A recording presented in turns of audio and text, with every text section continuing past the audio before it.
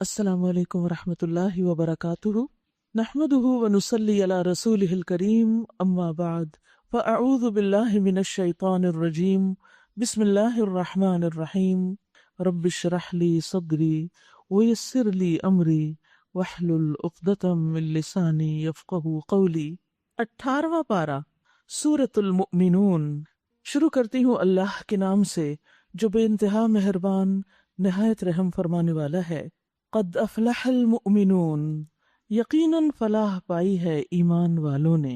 حقیقی کامیابی، پائیدار کامیابی، ہمیشہ کی کامیابی ایمان والوں کے لیے ہی ہے۔ دنیا میں مومن اور غیر مومن دونوں ہی کبھی کامیابی سے گزرتے ہیں اور کبھی ناکامی سے، لیکن آخرت کی کامیابی صرف ایمان کے ساتھ ہے۔ لیکن یہ مومن کیسے ہوتے ہیں؟ الذین هم فی صلاتهم خاشعون، جو اپنی نماز میں خشوع اختیار کرتے ہیں۔ یہاں یہ نہیں کہا گیا کہ وہ جو نماز قائم کرتے ہیں، بلکہ اس سے آگے کی بات کی گئی کہ وہ جو اپنی نماز میں خشوع اختیار کرتے ہیں۔ یاد رکھیے کہ نماز میں خشوع اختیار کرنا نماز کی روح ہے اور یہی نماز کا مقصد ہے، اور یہاں پر کامیابی کے لیے نماز کا خشوع لازم کر دیا گیا۔ جس نماز کے اندر خشوع نہیں ہوتا، بس انسان پڑھ ہی لیتا ہے، کبھی دل متوجہ ہوتا ہے کبھی نہیں ہوتا، اگرچہ اس پر بھی کچھ ثواب مل جاتا ہے انسان کو اس کی ایفرٹ کا، لیکن صرف اتنا ثواب ملتا ہے جتنا دل اس کو سمجھ کر ادا کرتا ہے۔ خشوع ہے کیا چیز ہے جو ہمیں اپنی نمازوں کے اندر پیدا کرنی ہے؟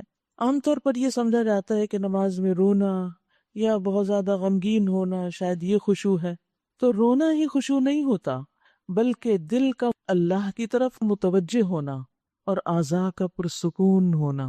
تو دو باتیں یاد رکھیے، دل اللہ کی طرف ہو اور جسم پرسکون ہو، غیر ضروری حرکات نہ کی جائیں، ادھر ادھر ہلا جلا نہ جائے، کہ ادھر ادھر دیکھا نہ جائے، جسم کو کھجایا نہ جائے۔ یعنی بعض اوقات ایسا ہوتا ہے نا کہ بلا وجہ ہی بس بے چین ہونے لگتے ہیں کہ اور رکعت لمبی ہو گئی ہے اور ہل جل شروع ہو جاتی ہے، تو اس کو بھی کنٹرول کرنے کی ضرورت ہوتی ہے۔ اسی طرح دل کے متوجہ ہونے کا مطلب کیا ہے کہ انسان دل سے پڑھے کہے جو کچھ بھی وہ کہہ رہا ہے، یعنی اس کا دل نماز میں حاضر ہو، ذہنی طور پر بھی حاضر ہو، اس بات کا احساس ہو کہ انسان اللہ کے سامنے کھڑا ہے اور اللہ سے سرگوشیاں کر رہا ہے، انسان اللہ سے بات کر رہا ہے۔ اسی سے نماز کی تکمیل ہوتی ہے، یعنی دل اور اعضاء میں خشوع سے ہی نماز کامل ہوتی ہے۔ لیکن آپ کو معلوم ہے کہ دل ہر وقت الٹ پلٹ ہوتا رہتا ہے، ایک جگہ پہ جمتا تو ہے ہی نہیں، ایک لمحے کے لیے ہم اسے متوجہ کرتے ہیں، دوسرے لمحے پھر وہ غائب ہو جاتا ہے۔ تو نمازی مستقل طور پر ایک سٹرگل میں ہوتا ہے، ایک کوشش میں ہوتا ہے۔ تو ہماری حرص یہ ہونی چاہیے کہ ہمارا دھیان اللہ ہی کی طرف رہے، اور اس کے لیے اگر ہم اپنے الفاظ پر غور کرنا شروع کریں تو معاملہ کچھ آسان ہو جاتا ہے، اور اس کے لیے نماز کے معنی آنے چاہیے۔ اور جہاں تک اعضاء کا خشوع ہے تو اس میں انسان اپنی حرکات و سکنات کو کنٹرول میں رکھے اور نماز کے سارے ایکشنز نبی صلی اللہ علیہ وسلم کے طریقے کے مطابق رکھے۔ اگر ہم آپ کے طریقوں کو فالو نہیں کر رہے اور ویسے ہم بالکل ساکت کھڑے ہیں تو یہ بھی خشوع میں نہیں۔ خشوع میں سنت کا اتباع بھی ضروری ہے، اور حتی الوسع ضرورت کے بغیر انسان حرکت نہ کرے۔ جب ایسی نماز انسان پڑھے گا تو اللہ کا وعدہ کیا ہے اس سے؟ رسول اللہ صلی اللہ علیہ وسلم نے فرمایا، اللہ تعالیٰ نے 5 نمازیں فرض کی ہیں، جو شخص ان کے لیے اچھی طرح وضو کرے گا اور ان کو ان کے وقت پر ادا کرے گا اور رکوع مکمل کرے گا، یعنی جس طرح حکم ہے کہ گردن اور کمر ایک ہی لیول پر ہو، سر یوں نہیں جھکا ہونا چاہیے، اور نماز میں خشوع و خضوع اختیار کرے گا، تو اس کے لیے اللہ کا وعدہ ہے کہ وہ اس کی بخشش فرمائے گا، اور جو ایسا نہیں کرے گا اس کے لیے اللہ کا کوئی وعدہ نہیں، چاہے تو بخش دے چاہے تو عذاب دے۔ تو اس لیے خشوع جو ہے یہ نماز کا ایک اہم حصہ ہے، اور ہم سب کے لیے ایک امتحان بھی ہے، کیونکہ کوئی شخص میں نے ایسا نہیں دیکھا جو یہ کہے کہ مجھے نماز میں مکمل خشوع حاصل ہوتا ہے۔ ہر شخص اسی پہ پریشان رہتا ہے کہ خشوع کے لیے کیا کریں۔ یہ جنت کو واجب کرنے والا عمل ہے۔ رسول اللہ صلی اللہ علیہ وسلم نے فرمایا، جو شخص اچھی طرح وضو کرے پھر پورے خشوع و خضوع کے ساتھ متوجہ ہو کر 2 رکعت ادا کرے تو ایسے شخص کے لیے جنت واجب ہو جائے گی۔ رسول اللہ صلی اللہ علیہ وسلم نے فرمایا، بے شک بندہ نماز پڑھتا ہے اور اس کے لیے اس کی نماز کا 10واں حصہ، 9واں حصہ، 8واں حصہ 7واں حصہ، چھٹا حصہ، 5واں حصہ، چوتھا حصہ، تہائی حصہ یا آدھا حصہ لکھا جاتا ہے، یعنی اتنے پرسنٹ ہے اس کی نماز۔ وہ پرسنٹیج کہاں سے نکلتی ہے؟ آپ کا دل کتنا متوجہ تھا نماز میں، اور کتنا متوجہ تھا اور چیزوں میں۔ یاد رکھیے کہ یہ جو فوکس ہے نا کسی بھی چیز میں، اس سے اس کام کی کوالٹی بڑھتی ہے، وہ کوئی بھی کام ہو، چاہے بچوں کی تربیت ہو، چاہے کھانا پکانا ہو، چاہے صفائی کرنی ہو، چاہے پڑھائی کا معاملہ ہو، چاہے کسی کلاس میں بیٹھ کر آپ کوئی لیکچر سن رہے ہو، جب تک آپ پوری طرح متوجہ نہیں تو آپ پوری طرح فائدہ نہیں اٹھا سکتے، آپ اس کام میں کامیاب نہیں۔ آدھا دل آپ کا ادھر ہے، آدھا ادھر ہے، تو پھر آپ آدھا ہی لے کے اٹھیں گے۔ کوئی بھی کام ہاف ہارٹیڈ نہ کریں، کوشش کریں کہ پوری توجہ سے ہو، حتیٰ کہ کوئی شخص آپ سے بات کر رہا ہے تو اس کی طرف بھی دھیان دیں، توجہ دیں۔ نبی صلی اللہ علیہ وسلم نے اس بارے میں بھی ہمیں خبردار کیا کہ اس امت سے سب سے پہلے خشوع اٹھا لیا جائے گا، حتیٰ کہ ان میں تمہیں ایک بھی خشوع والا آدمی نظر نہ آئے گا، ایک بندہ نہیں ملے گا جس کے اندر خشوع ہو۔ تو آپ سوچئے کہ پھر ہمارے کاموں کی کوالٹی کیا ہوگی، ہماری نماز کی کوالٹی کیا ہوگی جس کے اندر خشوع ہی نہیں۔ لیکن یہ خشوع کیسے پیدا کیا جائے؟ یاد رکھیے یہ نفس کے ساتھ ایک جنگ ہے، یعنی خشوع پیدا کرنا آسان نہیں، مسلسل ایک جنگ ہے۔ جب انسان نماز کے لیے کھڑا ہوتا ہے تو انسان اپنے آپ کے ساتھ جہاد کر رہا ہوتا ہے، اپنے نفس کے ساتھ، اور اپنے نفس کے ساتھ جہاد سب سے مشکل کام ہے۔ ہم سب کی غلطیوں کو پوائنٹ آؤٹ کر سکتے ہیں، اپنی غلطیاں ہمیں نظر نہیں آتی، اپنے اندر کی بیماری نظر نہیں آتی، اپنی خرابی نظر نہیں آتی، اور وہی پھر نماز کے اندر ریفلیکٹ بھی کر رہی ہوتی ہے۔ اب اس میں کیا ہوتا ہے، جو ہی ہم نماز کے لیے کھڑے ہوتے ہیں تو سب سے پہلے ہمارا نفس کیا کہتا ہے؟ جلدی کرو جلدی کرو۔ وہ جو عجلت ہے نا، وہ نماز میں سب سے زیادہ ہوتی ہے، اور پھر ہم کرتے بھی جلدی ہے، جلدی سے رکوع، جلدی سے سجدہ، بس چند ٹھکرے مار کے اور کام ختم کر دیتے ہیں۔ تو اس وقت ہمیں کیا کرنا چاہیے؟ نفس کی نہیں ماننی۔ یہ ہمیں پریکٹس کروائی جاتی ہے کہ باہر نکل کے بھی جب ریئل لائف سچویشن ہو تو نفس کی نہیں ماننی، کیونکہ ان النفس لامارۃ بالسوء، نفس تو انسان کو برائی پہ آمادہ کرتا ہے، اور پہلی برائی کیا ہوتی ہے؟ ہماری زبان اگلنے لگتی ہے جو ہمارے دل میں ہوتا ہے، ہم نیکی کر کے اس کو ضائع کرتے ہیں جب ہم اس کا ریوارڈ بندوں سے چاہتے ہیں۔ تو اسی طرح نماز ہمارا آئینہ ہے، اس میں ہمیں پتہ چل جاتا ہے کہ ہم کہاں کھڑے ہیں، ہماری کنسنٹریشن کتنی ہے۔ تو ہمیں اس کی بات نہیں ماننی، یعنی خشوع کا طریقہ کیا ہے کہ نفس کی بات نہیں مانی، جب وہ کہے جلدی کرو جلدی نہیں کرنی۔ اور جب انسان کو یہ احساس ہو جائے تو پھر انسان اپنے آپ کو یہ کہے کہ دیکھو یہی تو کام ہے، یہی تو چیز ہے جس سے میں اللہ کے قریب ترین ہوتا ہوں، تو مجھے کس بات کی جلدی؟ اس سے زیادہ تو ثواب کا کوئی کام ہی نہیں جو اس وقت میں کر رہا ہوں، کیونکہ نماز کا سوال سب سے پہلے کیا جائے گا۔ تو نماز میں کس بات کی جلدی؟ اس میں تو سب سے زیادہ ریلیکس ہونا چاہیے، کیونکہ ہم سب سے زیادہ اللہ کے قریب ہیں، سب سے زیادہ ہمیں اجر و ثواب مل رہا ہے، اور وہ کام کر رہے ہیں جس کا حساب سب سے پہلے ہونے والا ہے۔ تو نفس کو کنٹرول کرنا پڑے گا، بار بار آہستگی کی طرف لانا پڑے گا، اور جب ہم اللہ اکبر کہیں اور جلدی آنے لگے طبیعت میں تو اپنے آپ کو خود ہی کہیں آہستہ آہستہ آہستہ، بول کے نہیں کہنا شروع کر دے، وہ نفس نفس سے دل سے ہی بات کرے گا۔ اور انسان اس وقت یہ کہے کہ میری زندگی میں سب سے زیادہ فائدے کی چیز یہ ہے، اس کے سوا جس چیز کے لیے میں جلدی کر رہا ہوں وہ میری قبر میں نہیں کام دے گی۔ یعنی ہم جلدی مچاتے بھی کیوں نماز میں؟ کیونکہ ہمیں کوئی دنیا کا کام یاد آ رہا ہوتا ہے نا، یہ بھی کرنا ہے وہ بھی کرنا ہے، بہت سی اور چیزیں۔ تو اس وقت آپ دیکھیں کہ بعض اوقات کوئی سر پہ کھڑا ہوتا ہے، اس سے بات کرنی ہے، کوئی اور کام یاد آ گیا، کوئی وہ ہو گیا، یہ ہم سب کو معلوم ہے کن باتوں سے ہم جلدی کرتے ہیں۔ اس وقت کیا سوچیں کہ ان میں سے کون سی چیز میری موت کے وقت مجھے کام آئے گی، کون سی چیز میری قبر میں ساتھ دے گی، کون سی چیز قیامت کے دن مجھے فائدہ دے گی۔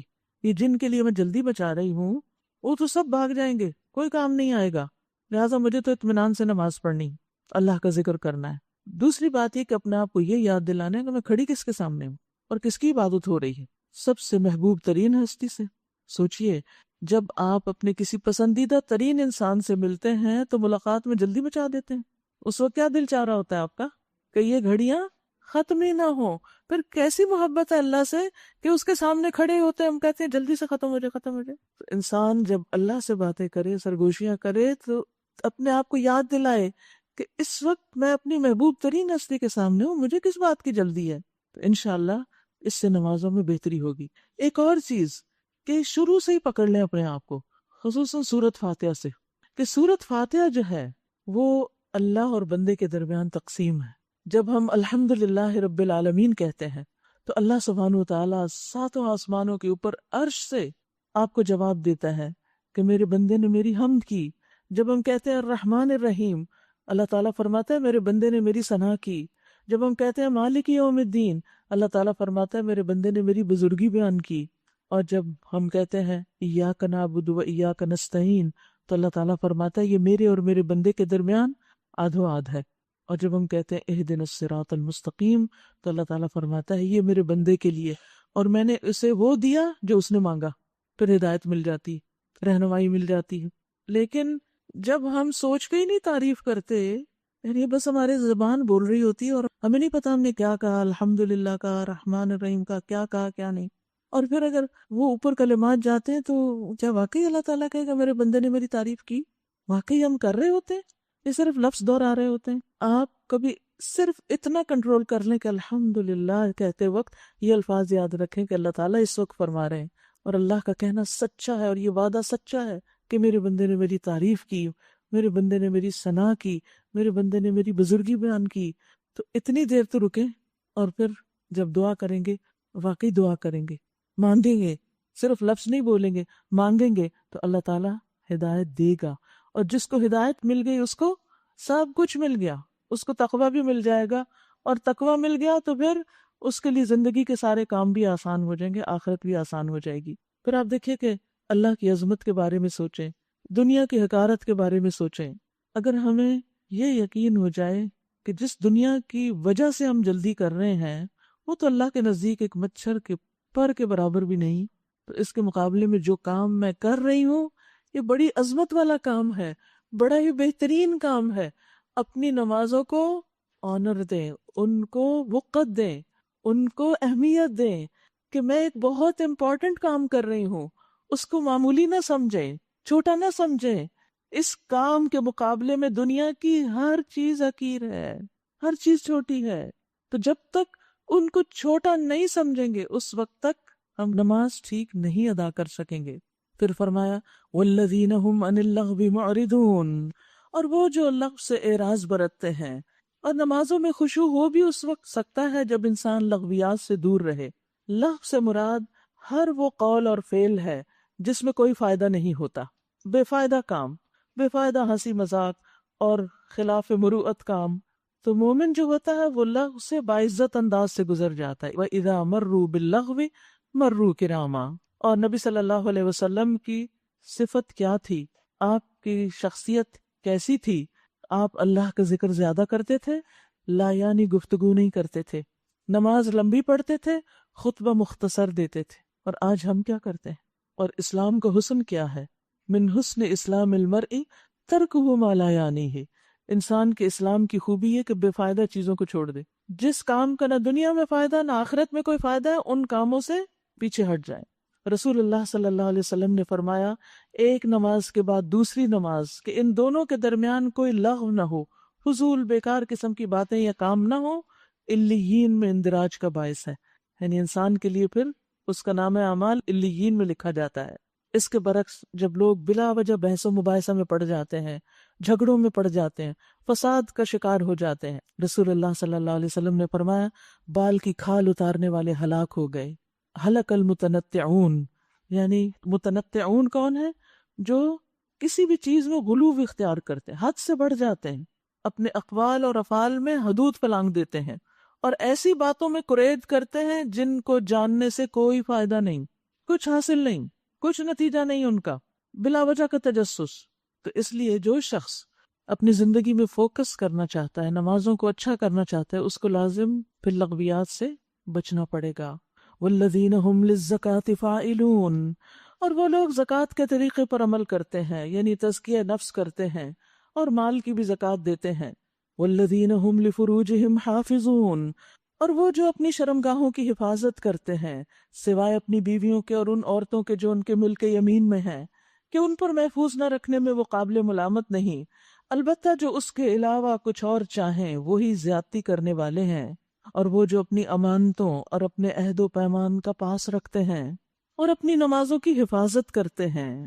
یعنی پیچھے خشوع کی بات ہوئی اور یہاں نمازوں کی حفاظت کی بات ہوئی، یعنی ان کے اوقات کی حفاظت، جو کچھ اس میں پڑھ رہے ہیں اس کی حفاظت، اور پھر نماز کو ضائع کرنے والے اعمال سے بچنا۔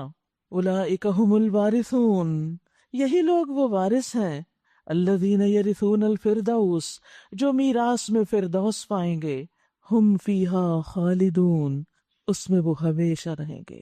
اس جنت کے مستحق کون ہیں؟ جن کے اندر یہ کوالٹیز پائی جاتی ہیں، اور ان کوالٹیز میں 2 دفعہ نماز کا ذکر ہے۔ یاد رکھیے اگر ہماری نماز صحیح ہو جائے نا، زندگی کی باقی چیزیں خود ہی ٹھیک ہو جائیں گی۔ ہمارے لوگوں سے تعلقات، معاملات، ہمارے اخلاق، ہمارے گھروں کی اصلاح، ہمارے اداروں کی سب چیزیں ہو جائیں گی اگر ہماری نماز فکس ہو گئی، وہ اگر ٹھیک ہو گئی۔ سب خرابی شروع ہی سے ہوتی ہے کہ ہم اللہ سے مدد نہیں مانگتے، اللہ کے حضور جھکتے نہیں، خشوع اختیار نہیں کرتے۔ نتیجہ کیا ہے؟ جب اللہ ہی سے تعلق ٹھیک نہیں تو باقی کس سے ہوگا؟ جب اللہ ہی کا حق نہیں دے رہے، جو سب سے زیادہ حقدار ہے کہ اس کا حق دیا جائے، تو پھر کسی اور کا کیا حق دیں گے؟ جب اللہ سے نہیں ڈرتے تو کسی اور سے کیا ڈریں گے؟ اس لیے دنیا میں بھی کامیاب وہی ہے جو اللہ کے ساتھ سنسیئر ہے، اس کا حق دے رہا ہے، اس سے ڈرتا ہے، اس سے ڈر کے بات کرتا ہے، اس سے ڈر کے معاملہ کرتا ہے، اور اس بات سے ڈرتا رہتا ہے سب کچھ کر کے کہ کہیں میری نمازیں ضائع نہ ہو جائیں۔ وہ اپنی نمازوں کی حفاظت کرتا ہے، اور نماز کی حفاظت ایک سمبل بھی ہے کہ باقی بھی اپنی نیکیوں کی حفاظت کرتا ہے۔ اور آپ سب کو پتہ ہے نا، نیکیاں ضائع کس سے ہوتی ہیں؟ زبان کی بول سے ضائع ہوتی ہیں، نیکی کر کے اس پر احسان جتانے سے، اذیت دینے سے، جیسے صدقات ہیں خاص طور پر۔ تو ان سب چیزوں سے بچنے کی ضرورت ہے، تب انسان کے لیے کامیابی ہے۔ وَلَقَدْ خَلَقْنَا الْإِنسَانَ مِنْ سُلَالَةٍ مِّن طِينٍ، ہم نے انسان کو مٹی کے سط سے بنایا، پھر اسے ایک محفوظ جگہ ٹپکی ہوئی بوند میں تبدیل کیا، پھر اس بوند کو لوتھڑے کی شکل دی، پھر لوتھڑے کو بوٹی بنایا، پھر بوٹی کی ہڈیاں بنائیں، پھر ہڈیوں پہ گوشت چڑھایا، پھر اسے ایک دوسری ہی مخلوق بنا کھڑا کیا۔ آغاز دیکھیے اور انجام دیکھیے کہ کس شکل میں انسان باہر آتا ہے۔ فَتَبَارَكَ اللَّهُ أَحْسَنُ الْخَالِقِينَ، بس بڑا ہی بابرکت ہے اللہ، بہترین خالق۔ پھر اس کے بعد تم کو ضرور مرنا ہے، پھر قیامت کے روز یقیناً تم اٹھائے جاؤ گے۔ یعنی دنیا میں تو آ گئے ہو، واپسی بھی یاد رکھو، ہر ابتدا کی ایک انتہا ہوتی ہے۔ اور تمہارے اوپر ہم نے 7 راستے بنائے، تخلیق کے کام سے ہم کچھ نہ بلد نہ تھے، اور آسمان سے ہم نے ٹھیک حساب کے مطابق ایک خاص مقدار میں پانی اتارا۔ یعنی ہمیں لگ رہا ہوتا بارشیں بہت ہو گئی، جبکہ اللہ کو پتا ہے کہ کس جگہ کتنا پانی اترنا چاہیے، اور اس کو زمین میں ٹھہرا دیا۔ یعنی کچھ پانی زمین کے اندر اتر جاتا ہے اور کچھ سمندر میں واپس چلا جاتا ہے، جو بادلوں کے ذریعے پھر اٹھ کے آ جاتا ہے۔ ہم اسے جس طرح چاہیں غائب کر سکتے ہیں، اور ہم پانی لانے پر قادر نہیں ہو سکتے۔ پھر اس پانی کے ذریعے سے ہم نے تمہارے لیے کھجور اور انگور کے باغ پیدا کر دیے، تمہارے لیے ان باغوں میں بہت سے لذیذ پھل ہیں، اور ان سے تم روزی حاصل کرتے ہو، یعنی کھا کے بھی اور ان کو بیچ کے ان سے کاروبار کر کے بھی۔ اور وہ درخت بھی ہم نے پیدا کیا جو طور سینا سے نکلتا ہے، تیل بھی لیے ہوئے اگتا ہے، اور کھانے والوں کے لیے سالن بھی ہے، زیتون کی طرف اشارہ ہے۔ اور حقیقت یہ ہے کہ تمہارے لیے مویشیوں میں بھی ایک سبق ہے، ان کے پیٹوں میں جو کچھ ہے اسی میں سے ایک چیز ہم تمہیں پلاتے ہیں، اور تمہارے لیے ان میں بہت سے دوسرے فائدے بھی ہیں، ان کو تم کھاتے ہو، اور ان پر اور کشتیوں پر سوار بھی کیے جاتے ہو۔ کشتی کا ذکر ہوا تو نوح علیہ السلام کا ذکر بھی ساتھ ہی آ گیا۔ وَلَقَدْ أَرْسَلْنَا نُوحًا إِلَىٰ قَوْمِهِ، ہم نے نوح علیہ السلام کو اس کی قوم کی طرف بھیجا۔ اس نے کہا، اے میری قوم کے لوگو، اللہ کی بندگی کرو، اس کے سوا تمہارے لیے کوئی اور معبود نہیں ہے، کیا تم ڈرتے نہیں ہو؟ یعنی شرک کر کے اس کی قوم کے جن سرداروں نے ماننے سے انکار کیا، وہ کہنے لگے یہ شخص کچھ نہیں مگر ایک بشر ہے تم ہی جیسا، یعنی اس کی وقت گھٹانے کی کوشش کی تاکہ لوگ اس کی بات پہ توجہ نہ کریں۔ اس کی غرض یہ ہے کہ تم پر برتری حاصل کرے۔ اللہ کو اگر بھیجنا ہوتا تو فرشتے بھیجتا۔ یہ بات تو ہم نے کبھی اپنے باپ دادا کے وقتوں میں سنی ہی نہیں، یعنی اپنی بات کو مضبوط کرنے کے لیے کیسی کیسی دلیلیں لا رہے ہیں۔ کچھ نہیں، بس اس آدمی کو ذرا جنون لاحق ہو گیا۔ کچھ مدت اور دیکھ لو۔ اب بھی یہی ہوتا ہے نا، جب کوئی شخص دین کی طرف آتا ہے، عمل بدلنے لگتا ہے، تو یہی باتیں سننے کو ملتی ہیں کہ اس کو جنون لاحق ہو گیا ہے، یہ نیا نیا اسلام میں داخل ہوا ہے، کچھ دن کے بعد دیکھنا کہ کیا ہوتا ہے۔ نوح علیہ السلام نے کہا، اے میرے رب، ان لوگوں نے جو میری تکذیب کی ہے اس پر اب تو ہی میری نصرت فرما۔ ہم نے اس پر وحی کی کہ ہماری نگرانی میں اور ہماری وحی کے مطابق کشتی تیار کر، پھر جب ہمارا حکم آ جائے اور تنور ابل پڑے تو ہر قسم کے جانوروں میں سے ایک ایک جوڑا لے کر اس میں سوار ہو جاؤ اور اپنے اہل و عیال کو بھی ساتھ لے لو، سوائے ان کے جن کے خلاف پہلے فیصلہ ہو چکا۔ وہ کون تھے؟ ان کا بیٹا اور بیوی۔ اور ظالموں کے معاملے میں مجھ سے کچھ نہ کہنا، یہ اب غرق ہونے والے ہیں۔ پھر جب تو اپنے ساتھیوں سمیت کشتی پر سوار ہو جائے تو کہنا شکر ہے اس رب کا جس نے ہمیں ظالم لوگوں سے نجات دی۔ فَقُلِ الْحَمْدُ لِلَّهِ الَّذِي نَجَّانَا مِنَ الْقَوْمِ الظَّالِمِينَ وَقُلْ رَبِّ أَنزِلْنِي مُنزَلًا مُبَارَكًا وَأَنْتَ خَيْرُ الْمُنزِلِينَ، اور کہنا کہ اے میرے رب مجھے برکت والی جگہ اتار اور تو بہترین جگہ دینے والا ہے۔ بہت ہی خوبصورت دعا ہے یہ۔ کسی بھی جگہ آپ جائیں تو آپ یہ دعا پڑھ سکتے ہیں کہ اللہ برکت والی جگہ نصیب ہو۔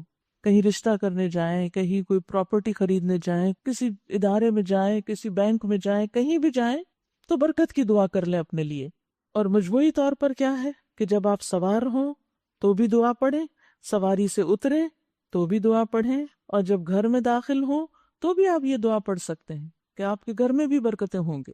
ان فی ذلک لآیات وان کنا لمبتلین، اس قصے میں بڑی نشانیاں ہیں اور آزمائش تو ہم کر کے ہی رہتے ہیں۔ اس میں خاص بڑی نشانی اور خاص بڑی سیکھنے کی بات یہ ہے کہ اگر انسان کا اپنا عمل اچھا نہ ہو تو خواہ وہ ایک نبی کے گھرانے میں ہی کیوں نہ رہتا ہو، نبی کی بیوی ہی کیوں نہ ہو، بیٹا ہی کیوں نہ ہو، کامیاب نہیں ہو سکتا۔ ہر شخص اپنے عمل کا خود ذمہ دار ہے۔ ہمیں یہ نہیں سوچنا چاہیے ہمارے ماں باپ بڑے نیک لوگ تھے۔ کچھ لوگ ایسے ہوتے ہیں نا، وہ کہتے ہیں کہ ہمارے ماں باپ بہت تہجد گزار ہیں، یا بہت صدقہ خیرات کرنے والے ہیں، یا بہت اچھے انسان ہیں، اور پھر اس کے بعد خود وہ کچھ ایسا نہیں کرتے، تو ان کی نیکی آپ کے کام نہیں آئے گی۔ ہاں، ان کی نیکی اور ان کی دعائیں آپ کو دنیا میں تو فائدہ دے سکتی ہیں کسی حد تک، لیکن آگے جا کر ہر ایک کو اپنا اپنا عمل خود پیش کرنا ہوگا۔ ان کے بعد ہم نے ایک دوسرے دور کی قوم اٹھائی، پھر ان میں خود انہی کی قوم کا ایک رسول بھیجا جس نے انہیں ایک دعوت دی کہ اللہ کی بندگی کرو، تمہارے لیے اس کے سوا کوئی اور معبود نہیں، کیا تم ڈرتے نہیں؟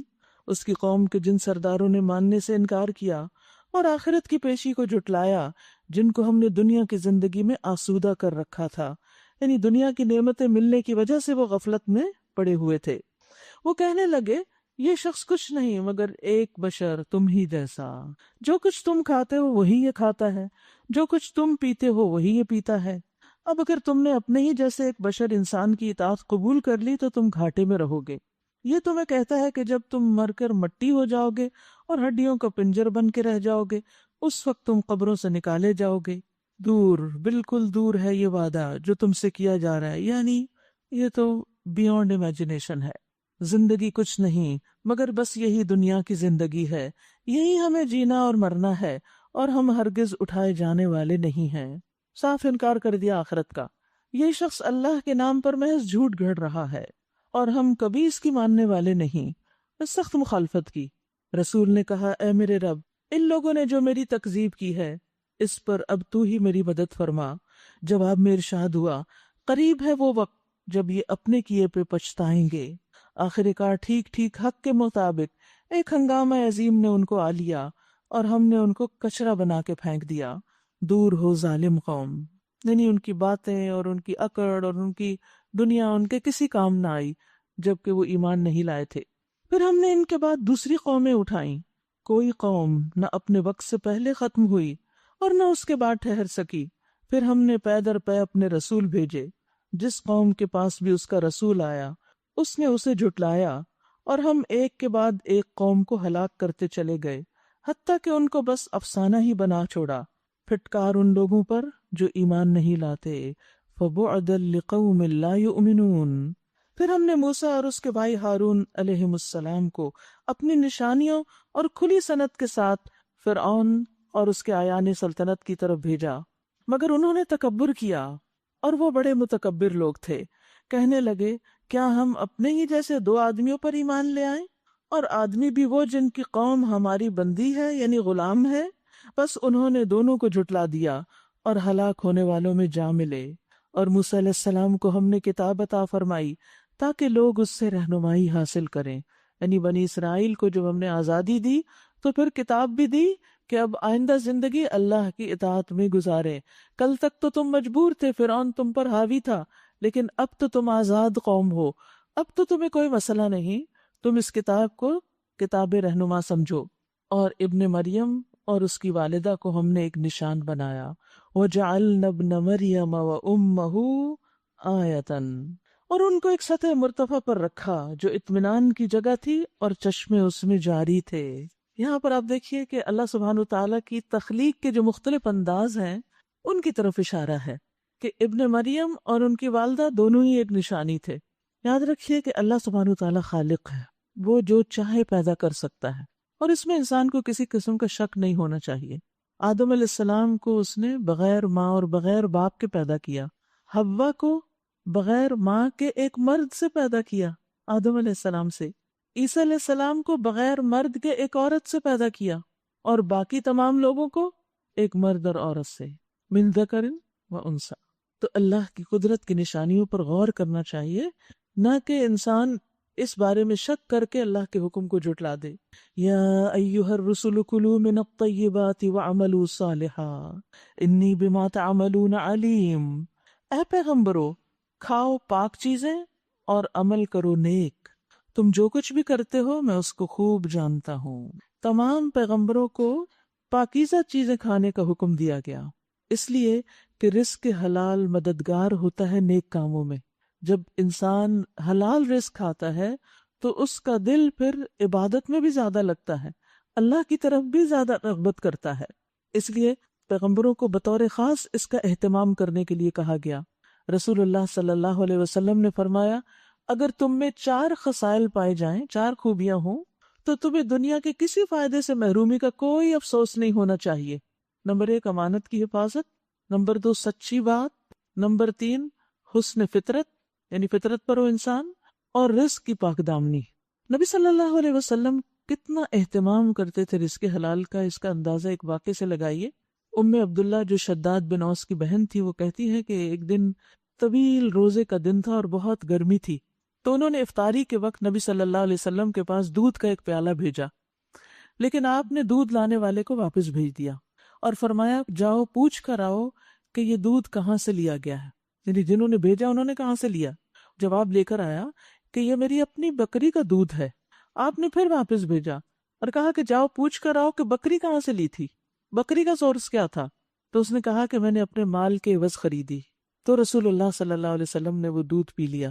دوسرے دن عبداللہ خود آپ کے پاس حاضر ہو گئی اور کہا کہ اللہ کے رسول، میں نے ایک طویل دن اور سخت گرمی کی وجہ سے آپ کا خیال کرتے ہوئے دودھ کا پیالہ بھیجا تھا، لیکن آپ نے قاصد کو میری طرف پلٹا دیا، ایسا کیوں؟ تو اس پر رسول اللہ صلی اللہ علیہ وسلم نے فرمایا، مجھ سے قبل رسولوں کو یہی حکم دیا گیا کہ وہ طیب چیزیں کھائیں، پاک چیزیں کھائیں اور صرف نیک عمل کریں. تو پیغمبر جو ہوتے ہیں وہ ظاہری اور باطنی دونوں اعتبار سے پاکیزہ ہوتے ہیں. ان کے عمل بھی نیک ہوتے ہیں، ان کا کھانا بھی پاک ہوتا ہے، اور ان کے باطن بھی پاک ہوتے ہیں. اسی طرح صحابہ بھی حلال و حرام کا بہت خیال رکھتے تھے. حضرت ابوبکر کے بارے میں وہ مشہور واقعہ ہے، ان کا ایک غلام تھا جو روزانہ کچھ کما کے لاتا اور آپ کو دیتا. تو ایک دن اس نے کوئی چیز آپ کو دی، آپ نے کھا لی. تو پھر وہ کہنے لگا آپ کو پتہ ہے کہ یہ کہاں سے لایا تھا میں؟ تو آپ نے پوچھا کہاں سے لائے تھے؟ تو کہنے لگا کہ وہ دور جاہلیت میں کہانت کیا کرتا تھا، تو ایک دفعہ میں نے ایک شخص کو اسی طرح کچھ بتایا تھا جبکہ اس کی کوئی حقیقت نہیں تھی، میں نے اس کو دھوکہ دیا تھا. کہانت کی کیا حقیقت ہے؟ غیب کا علم کس کے پاس ہے؟ تو کہتے ہیں میں نے اس کو دھوکہ دیا، یعنی اس کو تو نہیں پتا دھوکہ تھا، اس نے سمجھا کہ میں نے صحیح بات کی ہے، تو وہ جو میں نے اس کو بتایا تھا، جو وہ مسئلہ مجھ سے پوچھ رہا تھا، تو اس کے عوض یہ مجھے ملا ہے. تو حضرت ابوبکر بہت پریشان ہوئے. بخاری کی روایت ہے یہ، اور ان کے بارے میں آتا ہے کہ انہوں نے اپنے حلق میں انگلی ڈالنی شروع کی اور پھر انگلی ڈال ڈال کے اس سارے کھانے کو باہر قے کر کے نکالا، کیونکہ کہانت کا کھانا، نجومیوں کی کمائی اور اس قسم کی پیشن گوئیوں کے ذریعے مال حاصل کرنا، یہ حرام سورس آف انکم ہے. تو انہوں نے اس کو کھانا پسند نہیں کیا. حالانکہ کمایا تو غلام نے تھا اور غلام نے آپ کو کھلایا، لیکن آپ نے اس کو اپنے اندر گوارا نہیں کیا. تو اس میں ہمارے لیے بھی بہت بڑا سبق ہے کہ اپنی آمدنی کے ذرائع کے بارے میں بھی ضرور کانشیس رہیں. وَإِنَّ هَذِهِ أُمَّتُكُمْ أُمَّةً وَاحِدَةً وَأَنَا رَبُّكُمْ فَاتَّقُونِ. اور یہ تمہاری امت ایک ہی امت ہے اور میں تمہارا رب ہوں، بس تم مجھی سے ڈرو۔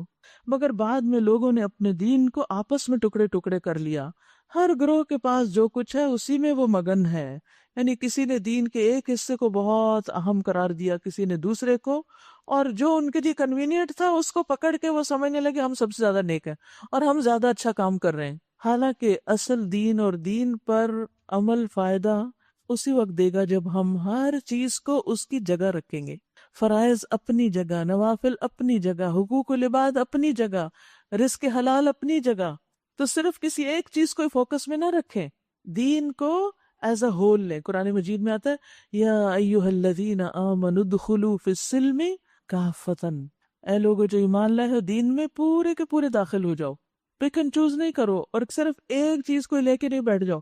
لیکن افسوس کے ساتھ کہنا پڑتا ہے کہ امت مسلمہ کی اب حالت یہی ہو چکی ہے کہ ہم میں سے ہر شخص ایک خاص گروہ کے ساتھ ہوتا ہے اور پھر جو کچھ وہ گروہ کر رہا ہوتا ہے نا وہی سب سے اہم ہوتا ہے۔ مثلاً ایک مسجد میں آپ جائیں تو وہ اس بات پہ جھگڑ رہے ہوتے ہیں کہ آمین اونچی کیوں کی، اور کوئی اس پہ لڑائی کر رہا ہوتا ہے کہ رفع یدین کیوں نہیں کیا۔ ساری نماز ٹھیک کوئی پڑھے، اگر رفع یدین نہیں کیا تو اس پر بغض رکھ لیں گے، اس کو مسلمان ہی نہیں سمجھے۔ سوچنے کی بات یہ ہے کہ ہم کن باتوں پہ جھگڑ رہے ہیں۔ کچھ چیزیں ہیں جو فرائض کے درجے میں ہیں، ان کو ہم چھوڑ نہیں سکتے۔ کچھ چیزیں ہیں سنت اور نفل مستحب کے درجے میں، ان کو انہی کے مقام پر رکھنا چاہیے۔ اگر آپ ایک مستحب چیز کو فرض کے درجے میں لے آئیں گے اور اس پر جھگڑے شروع کر دیں گے تو پھر اختلاف ہی اختلاف ہوگا نا، تو اس سے بچنے کی ضرورت ہے۔ اب اگر کوئی شخص نمازیں تو جٹ پٹ پڑھ کے مختصر سی پڑھ کے اور پھر وہ نکل جاتا ہے خدمت خلق کو، اور وہ سمجھے کہ میں زیادہ نیک کام کر رہا ہوں اور نمازوں کا کوئی حال ہی نہیں، تو یہ بھی درست نہیں۔ جب اللہ کی عبادت کا وقت ہے تو اس کو وقت دو، اس کا حق ادا کرو، اور جب بندوں کی خدمت کا وقت ہے تو اس کو پوری توجہ کے ساتھ کرو۔ تو اپنی مرضی سے دین کا نقشہ بنا لینا اللہ کے ہاں کچھ فائدہ نہ دے گا۔ اللہ نے جو دین بھیجا ہے وہ اسی کے مطابق ہم سے عمل چاہتا ہے۔ اچھا تو چھوڑ دو انہیں، ڈوبے رہیں اپنی غفلت میں ایک وقت خاص تک، یعنی یہ سب جھگڑے موت تک ہی ہے نا، اس کے بعد تو سب کچھ ختم ہو جائے گا۔ کیا یہ سمجھتے ہیں کہ ہم جو انہیں مال اور اولاد سے مدد دیے جا رہے ہیں تو گویا انہیں بھلائیاں دینے میں سرگرم ہے؟ یعنی بعض اوقات انسان غلط کام بھی کر رہا ہوتا ہے، اس کے باوجود اس کو دنیا کی نعمتیں ملتی چلی جاتی ہیں، تو انسان یہ سمجھنے لگتا ہے کہ اللہ مجھ سے بہت راضی ہے۔ فرمایا نہیں، اصل معاملے کا انہیں شعور نہیں۔ بھلائیوں کی طرف دوڑنے والے اور سبقت کر کے انہیں پا لینے والے تو در حقیقت وہ لوگ ہیں جو اپنے رب کے خوف سے ڈرے رہتے ہیں۔ سبحان اللہ، یعنی اللہ کی نگاہ میں بڑا کون ہے؟ دنیا میں تو بڑے ہونے کے معیار ہم نے خود مقرر کر رکھے ہیں نا، کسی کو ہم بڑا سمجھ لیتے ہیں اس کی بڑی ڈگری کی وجہ سے، کسی کو مال کی وجہ سے، کسی کو کثرت اولاد کی وجہ سے، کسی کو کسی اور عہدے کی وجہ سے، لیکن بلند معیار جو دنیا نے قائم کر رکھے ہیں اللہ کے ہاں بلندی کا ذریعہ نہیں۔ اللہ کے ہاں بلندی اور اللہ کے ہاں قرب کا ذریعہ کیا ہے؟ کہ انسان اللہ کا خوف کرے اور اس سے ڈر کر اس کی طرف سبقت کرے۔ جو اپنے رب کی آیات پر ایمان لاتے ہیں، ان کو سچا سمجھتے ہیں، جو اپنے رب کے ساتھ کسی کو شریک نہیں کرتے، اور جن کا حال یہ ہے کہ دیتے ہیں جو کچھ بھی وہ دیتے ہیں اور دل ان کے اس خیال سے کانپتے رہتے ہیں کہ ہمیں اپنے رب کی طرف پلٹنا ہے۔ یعنی وہ سارے فرائض ادا کرتے ہیں، نمازیں بھی اچھی سے پڑھتے ہیں، صدقہ خیرات بھی خوب کرتے ہیں، اس کے باوجود ان کے اندر کسی نیکی کا کوئی غرور نہیں آتا۔ یہ ہے اللہ کے قریب لوگ، ان کو ڈر لگا رہتا ہے اور وہ دعا کرتے ہیں اللہ تو اسے قبول کر لے، بڑی سے بڑی نیکی کر کے بھی وہ ڈرتے ہیں۔ اس کے بارے میں حضرت عائشہ نے نبی صلی اللہ علیہ وسلم سے سوال کیا تھا کہ کیا اس سے مراد وہ لوگ ہیں جو زنا، چوری اور شراب نوشی وغیرہ کر کے اللہ سے ڈرتے ہیں؟ تو آپ نے فرمایا نہیں، اے صدیق کی بیٹی، اس سے مراد وہ شخص ہے جو نماز پڑھتا ہے، روزے رکھتا ہے، زکوٰۃ دیتا ہے اور پھر اللہ سے ڈرتا ہے، سارے فرائض ادا کر کے بھی اللہ سے ڈرتا ہے۔ یہ ہے اصل خشیت، یہ ہے اصل نیکی، یہ ہے خیر و بھلائی۔ نافرمانی کر کے تو ڈرنا ہی چاہیے، گناہ کر کے تو ڈرنا ہی چاہیے، لیکن اصل متقی کون ہے؟ جو نیکی کر کے بھی ڈرتے ہیں کہ پتہ نہیں قبول ہوئی کہ نہیں ہوئی، کہیں ہمارے کسی اور عمل نے اس کو ضائع تو نہیں کر دیا۔ وہی بھلائیوں کی طرف دوڑنے والے اور سبقت کر کے انہیں پا لینے والے ہیں۔ ہم کسی شخص کو اس کی قدرت سے زیادہ تکلیف نہیں دیتے، اور ہمارے پاس ایک کتاب ہے جو ہر ایک کا حال ٹھیک ٹھیک بتا دینے والی ہے، اور لوگوں پر ظلم بہرحال نہیں کیا جائے گا، مگر یہ لوگ اس معاملے سے بے خبر ہیں اور ان کے اعمال بھی اس طریقے سے، یعنی جس طرح اوپر ذکر کیا گیا ہے اس سے مختلف ہیں۔ وہ اپنے یہ کرتوت کیے چلے جائیں گے یہاں تک کہ جب ہم ان کے عیاشوں کو عذاب میں پکڑ لیں گے تو پھر یہ ڈکرانا شروع کر دیں گے۔ اب بند کرو اپنی فریاد و فغاں، ہماری طرف سے اب کوئی مدد تمہیں نہیں ملنی۔ میری آیات سنائی جاتی تھیں تو تم الٹے پاؤں بھاگ نکلتے تھے، یعنی ان کا کچھ بھی اثر نہیں لیتے تھے، ان سے کچھ بھی حاصل نہیں کرتے تھے۔ مستکبرین، تکبر کرتے ہوئے، اپنے گھمنڈ میں اسے خاطر میں ہی نہیں لاتے تھے، یعنی اللہ کی کتاب کو، اللہ کی آیات کو کوئی امپورٹنس ہی نہیں دیتے تھے، اپنی چوپالوں میں اس پر باتیں چھانٹتے اور بےہودہ باتیں کرتے تھے، افسانہ گوئی کرتے اور بےہودہ بکتے تھے۔ یعنی اہل عرب کی اس سچویشن کا ذکر ہے یہاں پر کہ جب وہ نبی صلی اللہ علیہ وسلم کی مجلسوں میں بھی آتے، قرآن بھی سنتے لیکن کچھ اثر نہ لیتے، اور واپس جا کر اپنے سوشل سرکل میں، اس وقت راتوں کو مجلسیں لگا کرتی تھی باتیں کرنے کی، تو آ کے دن میں جو سنا ہوتا تھا اس پر تبصرے کرتے اور اس کا مذاق اڑاتے اور اس کے بارے میں بری بری باتیں کرتے۔ تو اللہ کی نگاہ میں تو یہ سب کچھ تھا، اگرچہ نبی صلی اللہ علیہ وسلم کو تو نہیں پتا تھا کہ وہاں وہ جا کے کیا باتیں کرتے ہیں، لیکن اللہ کو تو پتا ہے کہ اس کے کلام کے ساتھ لوگ کیا سلوک کر رہے ہیں۔ تو یاد رکھیے اس کلام کا ایک مقام ہے، ایک ادب ہے، ایک احترام ہے، اس کو توجہ سے سننا چاہیے، اس کو دل میں اتارنا چاہیے، اس پر عمل کی کوشش کرنی چاہیے۔ لیکن اگر کوئی بات سمجھ میں نہ آئے یا کوئی چیز مشکل لگے تو اس پر صبر کرنا چاہیے اور سمجھنے کی کوشش کرنی چاہیے، نہ کہ انسان اپنی مجلسوں میں بیٹھ کے پھر اس کا مذاق اڑانا شروع کر دے۔ فرمایا افلم یدبروا القول، کیا ان لوگوں نے کبھی اس کلام پہ غور نہیں کیا؟ یعنی انہوں نے کبھی سوچا نہیں، غور نہیں کیا کہ یہ کس کلام پہ بات کر رہے ہیں، یا وہ کوئی ایسی بات لایا ہے جو کبھی ان کے اسلاف کے پاس نہ آئی تھی، یا یہ اپنے رسول سے کبھی واقف نہ تھے کہ انجانا آدمی ہونے کے باعث اس سے بدکتے ہیں، یا یہ اس بات کے قائل ہے کہ وہ مجنون ہے؟ نہیں، بلکہ وہ حق لایا ہے، حق ہی ان کی اکثریت کو ناگوار ہے۔ اصل بات یہ ہے کہ یہ نہیں کہ ان کی عقل نہیں کہ انہیں سمجھ نہ آئے قرآن، لیکن مشکل یہ ہے کہ اس حق کو قبول نہیں کرنا چاہتے، اور حق اگر کہیں ان کی خواہشات کے پیچھے چلتا، یعنی ان کی مرضی کے لائف سٹائل کے مطابق یہ ساری باتیں ہوتی، تو پھر کیا ہوتا؟ زمین اور آسمان اور ان کی ساری آبادی کا نظام درہم برہم ہو جاتا، کیونکہ ہر انسان کی خواہش اور پرائرٹی فرق ہے، کوئی ایک چیز کو صحیح کہتا ہے، کوئی دوسری کو صحیح نہیں سمجھتا، تو اس سے کیا ہے کہ پھر دنیا کا یہ نظام چل نہیں سکتا تھا۔ نہیں، بلکہ ہم ان کا اپنا ہی ذکر ان کے پاس لائے ہیں، بل اتیناہم بذکرہم، یہ ان کا اپنا ہی ذکر ہے اور وہ اپنے ذکر سے منہ موڑ رہے ہیں۔ یعنی اس کلام سے منہ موڑنا دراصل اپنے ہی ذکر سے منہ موڑنا ہے، اپنے ہی فائدے سے دور ہونا ہے۔ ام تسألہم خرجا فخراج ربک خیر وہو خیر الرازقین، کیا آپ ان سے کچھ مانگ رہے ہیں کہ جو کچھ آپ کام کر رہے ہیں اس کے صلے میں کیا آپ ان سے کچھ چاہتے ہیں؟ تیرے لیے تیرے رب کا دیا ہی بہتر ہے اور وہ بہترین رازق ہے۔ آپ ان کو سیدھے راستے کی طرف بلا رہے ہیں، مگر جو لوگ آخرت کو نہیں مانتے وہ راہ راست سے ہٹ کے چلنا چاہتے ہیں۔ یعنی سیدھے راستے سے کون بھٹکتا ہے؟ جو آخرت کی فکر کھو دیتا ہے۔ آخرت ہماری منزل ہے نا، تو جو آخرت کو سامنے رکھتا ہے پھر وہ اسی کے راستے پہ چلتا رہتا ہے جو آخرت میں کامیابی کا راستہ ہو۔ اور جب انسان سے آخرت اوجھل ہوتی ہے، انسان اپنی موت کو بھولتا ہے، اس کے بعد آنے والے مرحلوں کو بھولتا ہے، تو پھر انسان دنیا کی خواہشات کے پیچھے دوڑنے لگتا ہے، پھر وہ دائیں بائیں ڈائیورٹ ہو جاتا ہے۔ وَلَوْ رَحِمْنَاهُمْ وَكَشَفْنَا مَا بِهِمْ مِنْ ضُرٍّ لَلَجُّوا فِي طُغْيَانِهِمْ يَعْمَهُونَ، اگر ہم ان پر رحم کریں اور وہ تکلیف جس میں آج کے لیے مبتلا ہیں دور کر دیں، یعنی وہ قحط، تو یہ اپنی سرکشی میں بالکل ہی بہک جائیں گے۔ ان کا حال یہ ہے کہ ہم نے انہیں تکلیف میں مبتلا کیا، پھر بھی یہ اپنے رب کے آگے نہ جھکے اور نہ عاجزی اختیار کرتے ہیں۔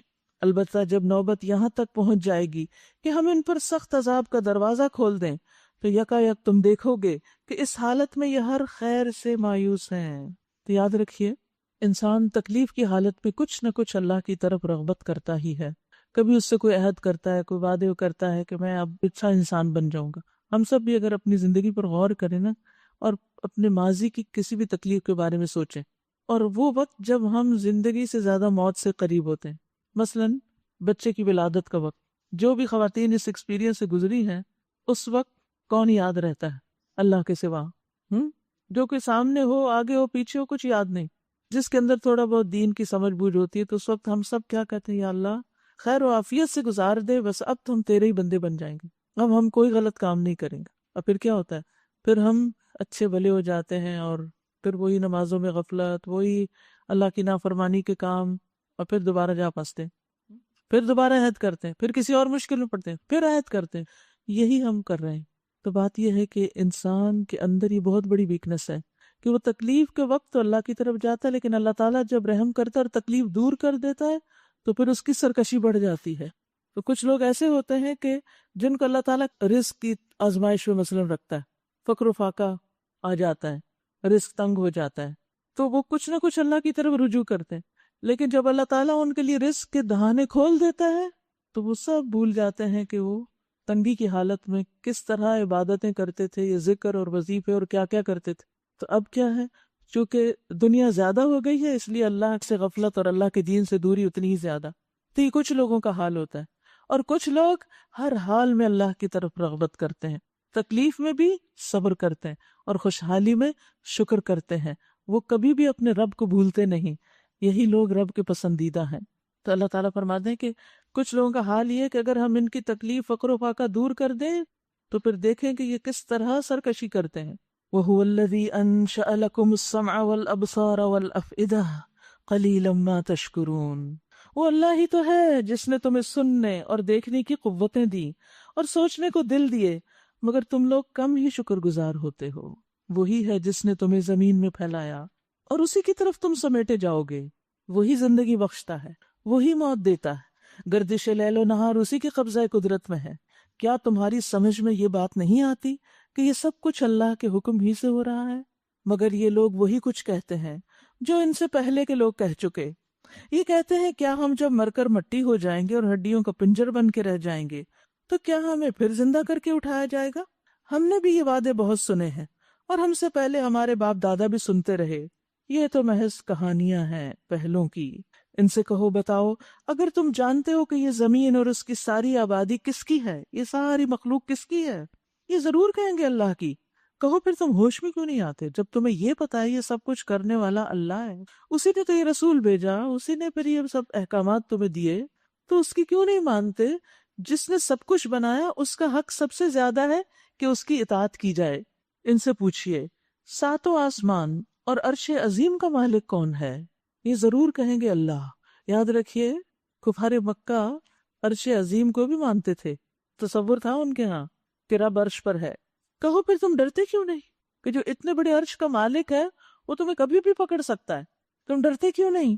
ان سے کہو بتاؤ اگر تم جانتے ہو کہ ہر چیز پر قدرت اللہ ہی کی ہے اور وہ کون ہے جو پناہ دیتا ہے اور اس کے مقابلے میں کوئی پناہ نہیں دے سکتا، یہ ضرور کہیں گے یہ بات تو اللہ ہی کے لیے ہے، یعنی ساری قوتیں قدرتیں اللہ ہی کے لیے مانتے ہیں۔ کہو پھر تمہیں کہاں سے دھوکا لگتا ہے، تمہاری سمجھ میں کیوں نہیں آتی بات؟ جو امر حق ہے وہ ہم ان کے سامنے لے آئے ہیں اور کوئی شک نہیں کہ یہ لوگ جھوٹے ہیں۔ اللہ نے کسی کو اپنی اولاد نہیں بنایا اور کوئی دوسرا الہ اس کے ساتھ نہیں ہے، اگر ایسا ہوتا تو ہر الہ اپنی خلق کو لے کر الگ ہو جاتا اور پھر وہ ایک دوسرے پر چڑھ دوڑتے۔ پاک ہے اللہ ان باتوں سے جو یہ لوگ بناتے ہیں، کھلے اور چھپے کا جاننے والا، وہ بالا تر ہے اس شرک سے جو یہ لوگ تجویز کرتے ہیں۔ قل رب اما ترینی ما یوعدون رب فلا تجعلنی فی القوم الظالمین۔ کہہ دیجئے اے میرے رب جس عذاب کی ان کو دھمکی دی جا رہی ہے وہ اگر میری موجودگی میں تو لائے، یعنی محمد صلی اللہ علیہ وسلم کے ہوتے ہوئے اہل مکہ پر عذاب آ جائے تو اے میرے رب مجھے ان ظالم لوگوں میں شامل نہ کرنا۔ یعنی آپ اس بات سے ڈرتے تھے کہ یہ لوگ اتنی ڈٹائی سے انکاری کیے چلے جا رہے ہیں ہر بات کا، کوئی دلیل نہیں مانتے، تو کہیں ایسا نہ ہو ان پر بھی وہی پکڑ آ جائے جو پہلی قوموں کے منکرین پر آئی تھی۔ تو اللہ تعالیٰ نے آپ کو دعا سکھا دی کہ آپ اس خوف سے نکلنے کے لیے یہ دعا پڑھیے۔ اور حقیقت یہ ہے کہ ہم آپ کی آنکھوں کے سامنے ہی وہ چیز لے آنے کی پوری قدرت رکھتے ہیں جس کی دھمکی ہم انہیں دے رہے ہیں۔ برائی کو اس طریقے سے دور کیجیے جو بہترین ہو۔ مختلف طرح کے لوگوں سے ہمارا واسطہ پڑتا رہتا ہے، گھر میں بھی گھر سے باہر بھی۔ کچھ لوگ ہمارے ساتھ بہت موافقت کرتے ہیں، ہمارے مزاج کے مطابق ہوتے ہیں، اور کچھ مخالف ہوتے ہیں، ان کا اور ہمارا مزاج نہیں ملتا، قارورہ نہیں ملتا، ان کی سوچ فرق ہوتی ہے۔ نتیجہ کیا ہوتا ہے؟ وہ ہمارے لیے ایک امتحان بن جاتے ہیں۔ اور بعض لوگ صرف اتنا ہی نہیں کہ ہمیں ناپسند کرتے ہو، آگے بڑھ کے ہماری مخالفت بھی شروع کر دیتے ہیں اور کوئی کام ہونے نہیں دیتے، کوئی چیز چلنے نہیں دیتے. انسان کو سخت مشکل ہوتی. اور خاص طور پر اگر کوئی دین کا کام کر رہا ہو، جیسے یہاں نبی صلی اللہ علیہ وسلم سے فرمایا جا رہا ہے کہ ادفع باللتی ہی احسن. تو آپ دیکھیے کہ نبی صلی اللہ علیہ وسلم کی جتنی مخالفت ہوئی، جتنی باتیں آپ کے خلاف کی گئیں، جتنا آپ کو ستایا گیا، جتنا آپ کا دل دکھایا گیا، جسمانی تکلیفیں بھی دی گئی، پتھر بھی مارے گئے، خون بھی بہایا گیا، دانت بھی شہید ہوا آگے جا کر احد میں، کیا ہم میں سے کسی کو اس کا 10واں حصہ بھی تکلیف پہنچی اللہ کے دین کے کام میں؟ اس راستے پر اگر ہمیں کبھی کوئی تکلیف آ جائے تو ہم ساری زندگی نہیں بھولتے اس کو، بار بار اس کا تذکرہ کرتے ہیں کہ فلاں نے ہمارے ساتھ یہ کیا تھا، فلاں نے ہمارے ساتھ یہ کیا تھا. کیا کبھی آپ نے اللہ کے رسول کو بھی ایسی باتیں کرتے سنا؟ جن لوگوں نے اتنا دل دکھایا تھا تو پھر ہوتا تو یہ کہ آپ ان کی خوب خبر لیجئے، ان کی ایسی تیسی، انہوں نے یہ اور یہ کیا، آپ بھی ان کے ساتھ ایسا اور ایسا کریں. لیکن ابھی حکم کیا آیا ہے؟ ادفع باللتی ہی احسن السیئہ، برائی کا جواب بھلائی سے دیں. مسلسل یہی حکم آتا رہا مکہ میں. اپنے ہاتھ روک لیں، بدلہ نہیں لیں، ان سے اچھا سلوک کریں تاکہ ان پہ حجت تمام ہو جائے. ہم اپنی زندگیوں میں دیکھیں، کیا ہم اس اصول پر عمل کرتے ہیں؟ گھر کے اندر ہو یا گھر کے باہر، شوہر ہمارے ساتھ کوئی بات کر دے جو ہمیں اچھی نہ لگے تو ہمارا جواب کیا ہوتا ہے؟ بچوں سے کوئی ناگواری ہو تو جواب کیا ہوتا ہے؟ ساتھیوں سے کوئی ہو جائے تو جواب کیا ہوتا ہے؟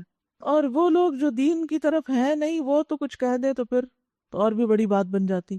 تو اگر آپ واقعی با اخلاق انسان ہیں اور آپ کا درجہ دوسرے سے بڑا ہے تو ایسے بڑا نہیں ہوگا جب تک آپ کا اخلاق اس سے بہتر نہ ہو، آپ کا حوصلہ اس سے زیادہ بلند نہ ہو، آپ کی قوت ایمانی اس سے زیادہ اچھی نہ ہو، تبھی آپ برائی کا بدلہ بھلائی سے دے سکتے ہیں، ورنہ نہیں دے سکتے. نحن عالم بما یصفون، ہمیں پتہ ہے جو وہ کر رہے ہیں، جو باتیں وہ گڑھ رہے ہیں، بنا رہے ہیں، ہمیں پتہ ہے، ہم جانتے ہیں. سوچیے ذرا، ہمیں یہی کیوں شوق ہوتا ہے کہ لوگوں کو پتہ چل جائے کہ ہمارے ساتھ کیا کیا ظلم ہوا ہے؟ کیا اللہ جاننے کے لیے کافی نہیں؟ سوچیے نا ذرا، لوگوں کو بتانا ضروری ہوتا ہے؟ ہر وقت لوگوں کے سامنے یہ قصے کرنا، اس نے میرے ساتھ یہ کیا، اس نے یہ کیا، اس نے یہ کیا. ان باتوں کو کر کے آپ اپنے زخموں کو نہیں کریدتے رہتے؟ زیادہ دکھی نہیں ہوتے؟ اور جب غم اور دکھ آپ پہ حاوی ہو جاتا تو کیا آپ کی خیر میں کمی نہیں آتی؟ آتی ہے نا. تو ان چیزوں سے درگزر کرنا چاہیے، سارے معاملے اللہ کے سپرد کر دیں. اللہ تعالیٰ فرماتے ہیں نحن اعلم بما یصفون، ان سب کے کام ہم کو پتہ ہے، کسی کو بتانے کی ضرورت نہیں. اللہ جانتا ہے، وہ اجر دینے کے لیے کافی ہے. لوگوں کو بتا بتا کے اجر ضائع نہ کریں. لا تبطلوا صدقاتکم بالمن والاذی، مت احسان جتائیں. لیکن ہے بڑا مشکل نا. وقل رب اعوذ بک من ہمزات الشیاطین، کون نہیں کرنے دیتا یہ؟ شیطان. شیطان کبھی بھی ہمیں ثابت قدم رہنے نہیں دے گا کہ ہم اللہ کے راستے میں آنے والی تکلیفوں کا ذکر کرنے سے باز رہیں، وہ نہیں کرنے دے گا. تو پھر کیا کریں؟ اور دعا کیجئے کہ اے میرے رب، میں شیاطین کی اکساہٹوں سے تیری پناہ مانگتا ہوں، کیونکہ جو شخص جتنا اچھا کام کرتا ہے، جتنا بڑا کام کرتا ہے، جتنا زیادہ مشکل حالات میں کام کرتا ہے، اتنے ہی زیادہ شیطانوں کی فوجیں اس کے پیچھے آ جاتی ہیں، اور وہ سب مل کے اس کو بھڑکاتے اور اکساتے ہیں اور اس کو مظلوم بناتے ہیں اور اس کو یاد کراتے ہیں بار بار کہ دیکھو فلاں نے یہ تمہیں کہا، فلاں نے یہ کیا، اس نے تمہیں بہت ٹف ٹائم دیا، اس نے تمہارے ساتھ زیادتی کی. بھائی یہ سب کچھ کیوں ہوا تمہارے ساتھ؟ اگر تم اپنے گھر میں بیٹھے ہوتے تو یہ ہوتا؟ پھر تو کوئی نہ کرتا. یہ اسی لیے تو ہوا کہ تم اللہ کے دین کا کام کر رہے تھے. اور یہاں بھی نبی صلی اللہ علیہ وسلم کے ساتھ یہ ساری تکلیفیں 40 سال تک تو نہیں آئیں. یہ سب کچھ کیوں آیا پیش؟ کیونکہ آپ لوگوں کو اللہ کی طرف بلا رہے تھے، ان کو دین کی دعوت دے رہے تھے. تو سارے شیطان آپ کے پیچھے لگ گئے، یعنی انسانوں کے بھی اور جنوں کے بھی. تو کہا کہ اللہ کی پناہ لے لو. اب یہاں لفظ ہمزات آیا ہے، تو یہاں پر اللہ تعالیٰ نے اپنے نبی اور سب مومنوں کو بھی یہی حکم دیا ہے کہ وہ شیطانوں کے ہمزات سے اللہ کی پناہ طلب کریں. پتہ ہے آپ کو ہمزات کیا ہوتے ہیں؟ وہ ہمزات شیطان ساتھ لگا ہوتا، وہ نہیں ہے، یہ ہمزات ہے. ہمزات ہوتے ہیں غضب کے، غصے کے وہ حملے جن میں انسان اپنے اوپر قابو نہیں پا سکتا. یعنی کسی کی حرکت پر انسان کو ایسا غصہ آئے کہ وہ اپنے آپ کو کنٹرول نہ کر سکے، یہ ہمزات ہوتے ہیں. اور یہ سریحل شیطان کی کارستانی ہوتی ہے کہ وہ آپ کو اتنا بھڑکاتا ہے کسی چیز کے بارے میں کہ آپ چپ رہ ہی نہیں سکتے، کسی نہ کسی سے تو ذکر ضروری کر دیتے ہیں. تو حل کیا ہے؟ وَإِمَّا يَنزَغَنَّكَ مِنَ الشَّيْطَانِ نَزْغٌ فَاسْتَعِذْ بِاللَّهِ إِنَّهُ سَمِيعٌ عَلِيمٌ. اگر کبھی شیطان کی طرف سے کوئی اکساہٹ تمہیں ابھارے تو اللہ کی پناہ طلب کرو، بے شک وہ سب کچھ سننے والا، سب کچھ جاننے والا ہے۔ رسول اللہ صلی اللہ علیہ وسلم نے فرمایا، جب آدمی کو غصہ آ جائے تو کہے اعوذ باللہ۔ کیا کہے؟ اعوذ باللہ۔ اکیلے بھی بیٹھے ہو نا اور بات سوچ کے غصہ آنے لگ جائے تو اکیلے میں بھی بول دے، کسی کے سامنے ہو تب بھی۔ نبی صلی اللہ علیہ وسلم نے فرمایا اس سے اس کا غصہ ٹھنڈا ہو جائے گا۔ اذا غضب الرجل فقال اعوذ باللہ سکن غضبہ۔ اور اس کو معمولی نہ سمجھے کہ اچھا اعوذ باللہ پڑھنے سے کیا ہو جائے گا۔ وہ دو لوگ تھے نا، وہ ایسے لڑائی کر رہے تھے، تو ایک نے کہا کہ اگر یہ اعوذ باللہ من الشیطان الرجیم پڑھ لے تو اس کا غصہ ٹھنڈا ہو جائے گا۔ تو اس نے کہا میں کوئی دیوانہ تو نہیں ہوں، یعنی غصے میں تھا نا، لہٰذا سنا ہی نہیں کہ کیا مشورہ دیا جا رہا ہے، کیونکہ غیظ و غضب شیطان کی طرف سے تو آنکھوں پہ بھی پردے ڈال دیتا ہے، کانوں پہ بھی، حق بات سننے ہی نہیں دیتا۔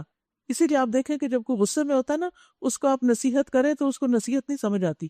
تو اگر آپ واقعی چاہتے ہیں نا کسی کی خیر خواہی اور اس کو سمجھانا، تو پہلے اس کے غصے کو ٹھنڈا کریں یا اس کو چھوڑ دیں، جب ذرا حالات نارمل ہوں گے پھر اپنی بات کریں، ورنہ آپ کی بات گنوائی جائے گی۔ اور یاد رکھیے کہ بعض اوقات انسان غصے کی حالت میں ایک جملہ کہتا ہے اور اس کا کیا دھرا سب ضائع ہو جاتا ہے۔ اور اس میں خصوصاً دین والے بڑا محتاط رہیں، بہت محتاط، کیونکہ وہ عام لوگوں سے زیادہ نیکیاں کما رہے ہوتے ہیں نا، کہ وہ خود بھی نیکی کا کام کر رہے ہیں اور دوسروں کو بھی نیکی کی طرف لا رہے ہیں، تو ان کا تعلق انٹریکشن مختلف لوگوں سے ہوتا رہتا ہے جو کسی نہ کسی طرح ان کو ستاتے ہیں، کبھی کوئی تنقید کر کے، مخالفت کر کے، جھوٹے الزام لگا کے، کبھی کچھ کچھ نہ کچھ چلتا رہتا ہے۔ تو اس لیے اگر آپ واقعی دین کا کام کرنا چاہتے ہیں نا، اللہ کا کام جس کا بہت بڑا اجر اور درجہ ہے، تو پھر اتنا حوصلہ بھی اپنے اندر لے آئیں تاکہ کیا دھرا ضائع نہ ہو جائے۔ اور اس میں مسند احمد کی ایک روایت کا کچھ حصہ آپ کے سامنے رکھوں گی۔ بنی اسرائیل میں دو لوگ تھے، ایک بڑا عبادت گزار تھا اور دوسرا اپنے اوپر بڑی زیادتی کرتا تھا، یعنی غلط کام کرتا رہتا تھا، لیکن دونوں دوست بنے ہوئے تھے۔ تو جو نیک تھا نا، وہ برے شخص کو ہر وقت سمجھاتا رہتا، بھائی یہ چھوڑ دو، یہ نہ کرو۔ تو وہ دوسرا کیا کہتا، میرا معاملہ اللہ کے ساتھ ہے، مجھے تم میرے حال پہ چھوڑ دو، تم مجھ پہ نگران نہیں بنا کے بھیجے گے، بس تمہارا کام ہے سمجھانا، سمجھا دیا بس کرو، مجھے چھوڑ دو۔ تو کہتے ہیں کہ ایک دن وہ نیک آدمی نے وہ برے کو کوئی گناہ کرتے دیکھا، تو عبادت گزار نے کہا کہ تیری بربادی ہو، اسے چھوڑ دو، نہ کرو۔ اس نے کہا میرے معاملے کو میرے رب پہ چھوڑ دو، تم میرے نگران نہیں۔ تو اس نے نیک آدمی نے غصے میں یہ کہہ دیا، اللہ کی قسم اللہ تجھے کبھی نہیں بخشے گا، تجھے جنت میں کبھی داخل نہیں کرے گا، غصے میں بولا۔ اب کیا ہوا؟ راوی کہتے ہیں کہ اللہ نے ان دونوں کے پاس ملک الموت کو بھیجا اور ان دونوں کی روح قبض کر لی۔ دونوں اللہ کے سامنے حاضر ہوئے۔ گناہگار سے اللہ نے فرمایا جا، اپنی رحمت سے میں نے تجھے بخش دیا، جا جنت میں داخل ہو جا۔ اور دوسرے سے کہا کیا میرے فیصلوں کو تو جانتا تھا کہ تم نے قسم کھائی کہ اللہ اس کو بخشے گا نہیں، یا جو کچھ میرے ہاتھ میں ہے تو اس کا منتظم ہے، اور حکم دیا سے لے جاؤ جہنم میں۔ اس نے اللہ کا اختیار اپنے ہاتھ میں لینے کی کوشش کی کہ کسی کے بارے میں یہ فیصلہ دیا کہ تم جنت میں نہیں جا سکتے، تم کیسے جانتے ہو کون جا سکتا کون؟ تو آپ صلی اللہ علیہ وسلم نے فرمایا اس ذات کی قسم جس کے ہاتھ میں ابو القاسم کی جان ہے، اس نے صرف ایک ایسا کلمہ بولا تھا، منہ سے ایک بات نکالی تھی اور غصے میں، یہی ہمزات ہوتی ہیں، جس نے اس کی دنیا اور آخرت کو تباہ و برباد کر دیا، ساری نیکی چلی گئی۔ یاد رکھیے بعض اوقات ہم نیکیوں کے بڑے بڑے مشکل کام کرتے ہیں اور زبان سے وہ باتیں نکال دیتے ہیں اس کے بعد جو غیبت کی شکل میں یا الزام تراشی کی شکل میں یا کسی بھی اور اسی طرح کی بد اخلاقی کی شکل میں ہوتی ہیں کہ جس سے اعمال برباد ہو جاتے ہیں۔ اس لیے بڑا ہی محتاط رہنے کی ضرورت ہے، جتنی ہو سکتی ہے نیکی کریں لیکن اس کو کنٹرول میں رکھیں۔ دوسروں کی ہمدردی لینے کے لیے اپنے دکھڑے سناتے رہنا اور اپنے اس راستے کی تکلیفوں کے قصے سناتے رہنا، بھی کس پہ احسان ہے؟ کس پہ احسان کر رہے ہو؟ اللہ پہ احسان جتا رہے ہو کہ تیرا کام کر کے ہمارے ساتھ یہ پیش آیا ہے۔ کسی انسان کے ساتھ بھی ہم ایسا کریں جو عام انسان ہے تو بھی غصے میں آ جائے گا۔ ہم کس طرح اللہ کا غصہ بڑھکاتے ہیں؟ ہم اس کی عظمت کو نہیں سمجھتے۔ یہ آنر ہے جو اس نے ہمیں بخشا ہے کہ اس نے ہمیں اپنا دین دیا اور اپنے دین کی خدمت کی کوئی توفیق دی اور ہمارے ہاتھوں کچھ کام لیا، اور اب ہم اس طرح کی باتیں کر کے سب کچھ ضائع کر دیں۔ یہی شیطان کے ارادے ہیں، تو ہوشیار رہیے۔ وَأَعُوذُ بِكَ رَبِّ أَن يَحْضُرُونَ، اور میں پناہ چاہتا ہوں تجھ سے اے میرے رب کہ وہ میرے پاس حاضر بھی ہوں۔ اللہ وہ تو میرے قریب بھی نہ پھٹکے، یہ دشمن شیطان۔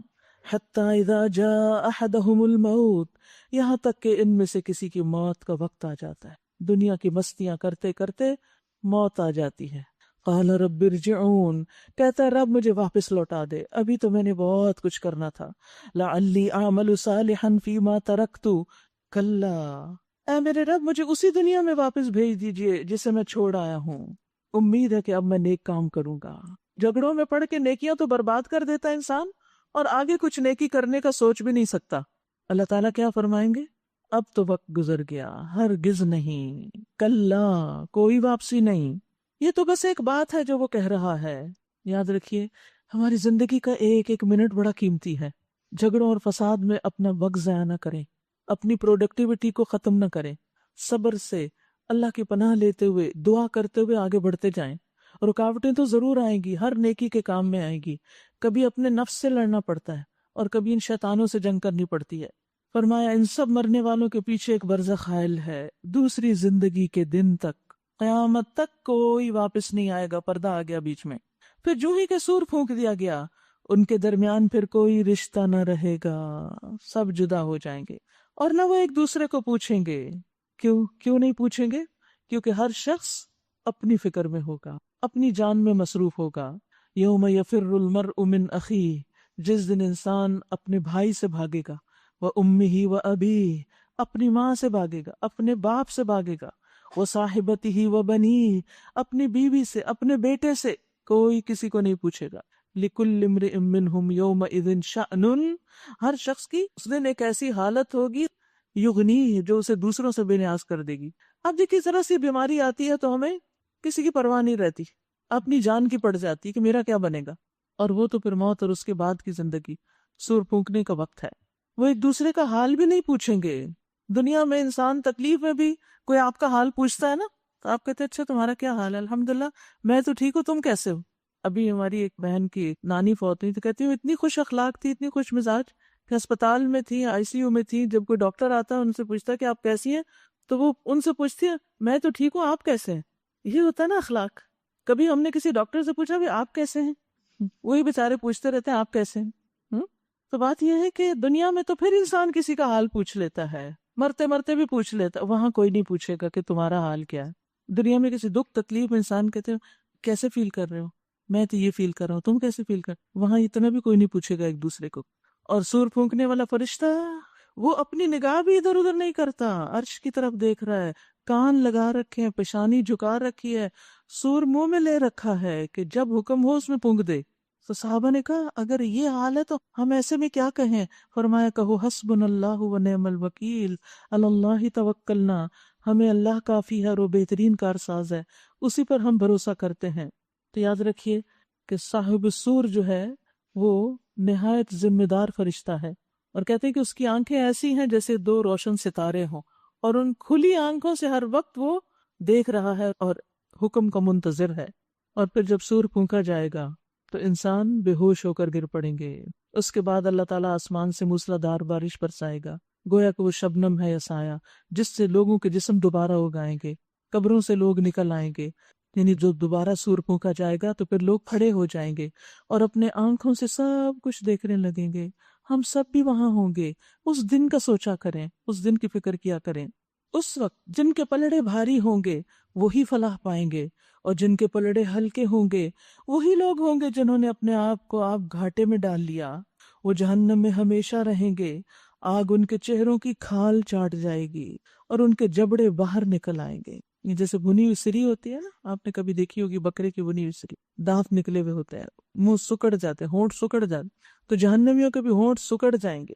کیا تم وہی لوگ نہیں ہو کہ میری آیات تمہیں سنائی جاتی تھی تو تم انہیں جھٹلا دیتے تھے؟ وہ کہیں گے اے ہمارے رب، ہماری بدبختی ہم پر چھا گئی تھی، ہم واقعی گمراہ لوگ تھے. اے ہمارے رب اب ہمیں یہاں سے نکال دے، پھر ہم ایسا قصور کریں تو ظالم ہوں گے. اللہ تعالیٰ جواب دے گا دور رہو، میرے سامنے سے دور ہو جاؤ، پڑے رہو اسی میں اور مجھ سے بات نہ کرو. تم وہی لوگ ہو کہ میرے کچھ بندے جب کہتے تھے اے ہمارے پروردگار ہم ایمان لائے، ہمیں معاف کر دے، ہم پہ رحم فرما، تو سب رحیموں سے اچھا رحیم ہے، تو تم نے ان کا مذاق بنا لیا. تم دین والوں کا مذاق اڑاتے تھے، یہاں تک کہ ان کی ضد نے تمہیں یہ بھی بھلا دیا کہ میں بھی کوئی ہوں، اور تم ان پر ہنستے رہے. آج ان کے صبر کا میں نے یہ پھل دیا. یاد رکھیے کہ ان سب باتوں کے جواب میں دین والوں کو کیا کرنا ہے؟ صبر. آج ان کے صبر کا میں نے یہ پھل دیا کہ وہی کامیاب ہیں. پھر اللہ تعالیٰ ان سے پوچھے گا بتاؤ زمین میں تم کتنے سال رہے؟ وہ کہیں گے 1 دن یا دن کا بھی کچھ حصہ. اتنی تھوڑی ہے یہ زندگی، بس 1 دن یا دن کا کچھ حصہ ہم وہاں ٹھہرے ہیں. شمار کرنے والوں سے پوچھ لیجئے، ارشاد ہوگا تھوڑی ہی دیر ٹھہرے ہو نا، کاش تم نے یہ اس وقت جانا ہوتا. اللہ آج ہمیں یہ بات سمجھ آ جائے کہ ہمارا وقت بہت تھوڑا ہے، یہ زندگی بہت چھوٹی ہے. کیا تم نے یہ سمجھ رکھا تھا کہ ہم نے تمہیں فضول پیدا کیا ہے اور تمہیں ہماری طرف کبھی پلٹنا ہی نہیں؟ بالا و برتر ہے اللہ، بادشاہ حقیقی، کوئی الہ نہیں اس کے سوا. ہوا رب العرش الکریم، وہ رب ہے عزت والے عرش کا. اور جو کوئی اللہ کے ساتھ کسی اور کو معبود پکارے جس کے لیے اس کے پاس کوئی دلیل نہیں، تو اس کا حساب اس کے رب کے پاس ہے. انہ لا یفلح الکافرون، ایسے کافر کبھی فلاح نہیں پاتے. تو سورت کا آغاز ہوا تھا قد افلح المؤمنون، اور اختتام ہو رہا ہے کس سے؟ لا یفلح الکافرون. وقل رب اغفر وارحم وانت خیر الراحمین، اور کہہ دیجئے اے میرے رب بخش دیجئے اور رحم فرمائیے، اور آپ سب سے بڑھ کر رحم فرمانے والے ہیں. آج کی دعا کیا ہے؟ رب اعوذ بک من ہمزات الشیاطین واعوذ بک رب ان یحضرون. اور یہ ہم سب کی ضرورت ہے، اس لیے کہ ہم سب شیطان کی اکساہٹوں کا شکار ہوتے رہتے ہیں اور مشکل میں پڑ جاتے ہیں. سورۃ النور. شروع کرتی ہوں اللہ کے نام سے جو بے انتہا مہربان نہایت رحم فرمانے والا ہے. سورۃ انزلناها وفرضناها وانزلنا فيها آیات بینات لعلکم تذکرون. یہ ایک سورت ہے جس کو ہم نے نازل کیا ہے، یعنی اللہ نے بھیجا ہے، اور اسے ہم نے فرض کیا ہے، یعنی اس کے احکامات فرض ہیں، اور اس میں ہم نے صاف صاف ہدایات نازل کی ہیں شاید کہ تم سبق لو. الزانیۃ والزانی فاجلدوا کل واحد منہما 100 جلدہ. زانیہ عورت ہو اور زانی مرد، دونوں میں سے ہر ایک کو 100 کوڑے مارو. اور ان پر طرز کھانے کا جذبہ اللہ کے دین کے معاملے میں تمہیں دامن گیر نہ ہو، اگر تم اللہ اور روز آخر پر ایمان رکھتے ہو. اور ان کو سزا دیتے وقت اہل ایمان کا ایک گروہ موجود رہے. اس صورت میں سب سے پہلی بات زنا کے بارے میں کی گئی ہے، اور زنا میں بھی عورت کا ذکر پہلے ہے، مرد کا بعد میں ہے. چوری کی بات جہاں ہوئی تھی وہاں مرد کا ذکر پہلے ہے، عورت کا ذکر بعد میں ہے، کیونکہ عموماً مالی معاملات اور مال میں چوری مردوں کی طرف سے زیادہ ہوتی. لیکن زنا میں عورت کا ذکر پہلے کیوں آیا؟ اس لیے کہ جب تک عورت نہ مانے، جب تک عورت موافقت نہ کرے، مرد زنا نہیں کر سکتا. جب عورت مرد کی مدد کرتی ہے، اس کے ساتھ موافقت کرتی ہے، اس کی باتوں میں آ جاتی ہے، تو پھر ہی عمل ہو سکتا ہے. اگر عورت اپنے آپ کو محفوظ کر لے، اپنے آپ کو پروٹیکٹ کرے، اپنی حفاظت کرے، تو وہ خود بھی بچے گی اور مرد بھی بچے گا. نبی صلی اللہ علیہ وسلم نے زنا کی مذمت کرتے ہوئے فرمایا، زانی جس وقت زنا کرتا ہے وہ مومن نہیں ہوتا، ایمان نکل جاتا ہے اس کے اندر سے. ابن عباس کہتے ہیں کہ زنا کرتے ہوئے زانی سے ایمان کا نور اٹھا لیا جاتا ہے. قیامت کے قریب زنا پھیل جائے گا.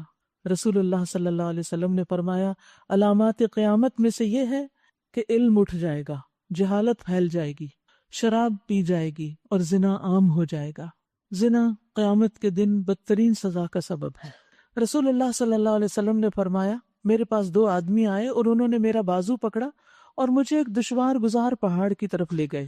وہاں کچھ لوگ تھے جو بری طرح پھولے ہوئے تھے، موٹے ہو چکے تھے، اور ان سے بیت الخلاء کی طرف بدترین بدبو آ رہی تھی، گندی بو آ رہی تھی ان لوگوں سے. میں نے پوچھا کہ یہ کون ہے؟ تو فرشتوں نے کہا یہ زانی مرد اور زانی عورتیں ہیں، یہ ہے انجام زنا کا. تو اس لیے مومن مرد اور مومن عورت کو اپنی عزت و عصمت کی حفاظت کرنی چاہیے. قرآن مجید میں اللہ تعالیٰ فرماتے ہیں وَلَا تَقْرَبُوا الزِّنَا، زنا کے قریب بھی نہ پٹکو، ان راستوں پر بھی نہ جاؤ، وہ کام ہی نہ کرو کہ جس کی وجہ سے تم اس مشکل میں گرفتار ہو جاؤ. پھر اس کے بعد فرمایا کہ وَلَا تَأْخُذْكُمْ بِهِمَا رَأْفَةٌ فِي دِينِ اللَّهِ، اللہ کے دین کے معاملے میں تم ان پہ ترس نہ کھاؤ، ان کو سزا دو اگر تم اللہ اور یوم آخرت پر ایمان رکھتے ہو. اور ان کو سزا دیتے وقت اہل ایمان کا ایک گروہ موجود رہے تاکہ وہ اس سے باز آئیں، ورنہ زنا ایک بہت برا راستہ ہے جس سے انسانی نسب کی حفاظت نہیں ہوتی. جہاں سے معاشرے میں بہت فساد پھیلتا ہے، گھروں کے اندر بہت بے چینی پھیلتی، مرد اگر بے راہ رو ہو جائے تو پورا گھرانہ جو ہے وہ مصیبت میں آ جاتا ہے، عورت اگر بے راہ رو ہو جائے تو نسلیں بگڑ جاتی ہیں۔ اس لیے اسلام نے اس کو سختی سے ناپسند کیا اور اس کو روکا اور اس پر سخت سزا مقرر کی۔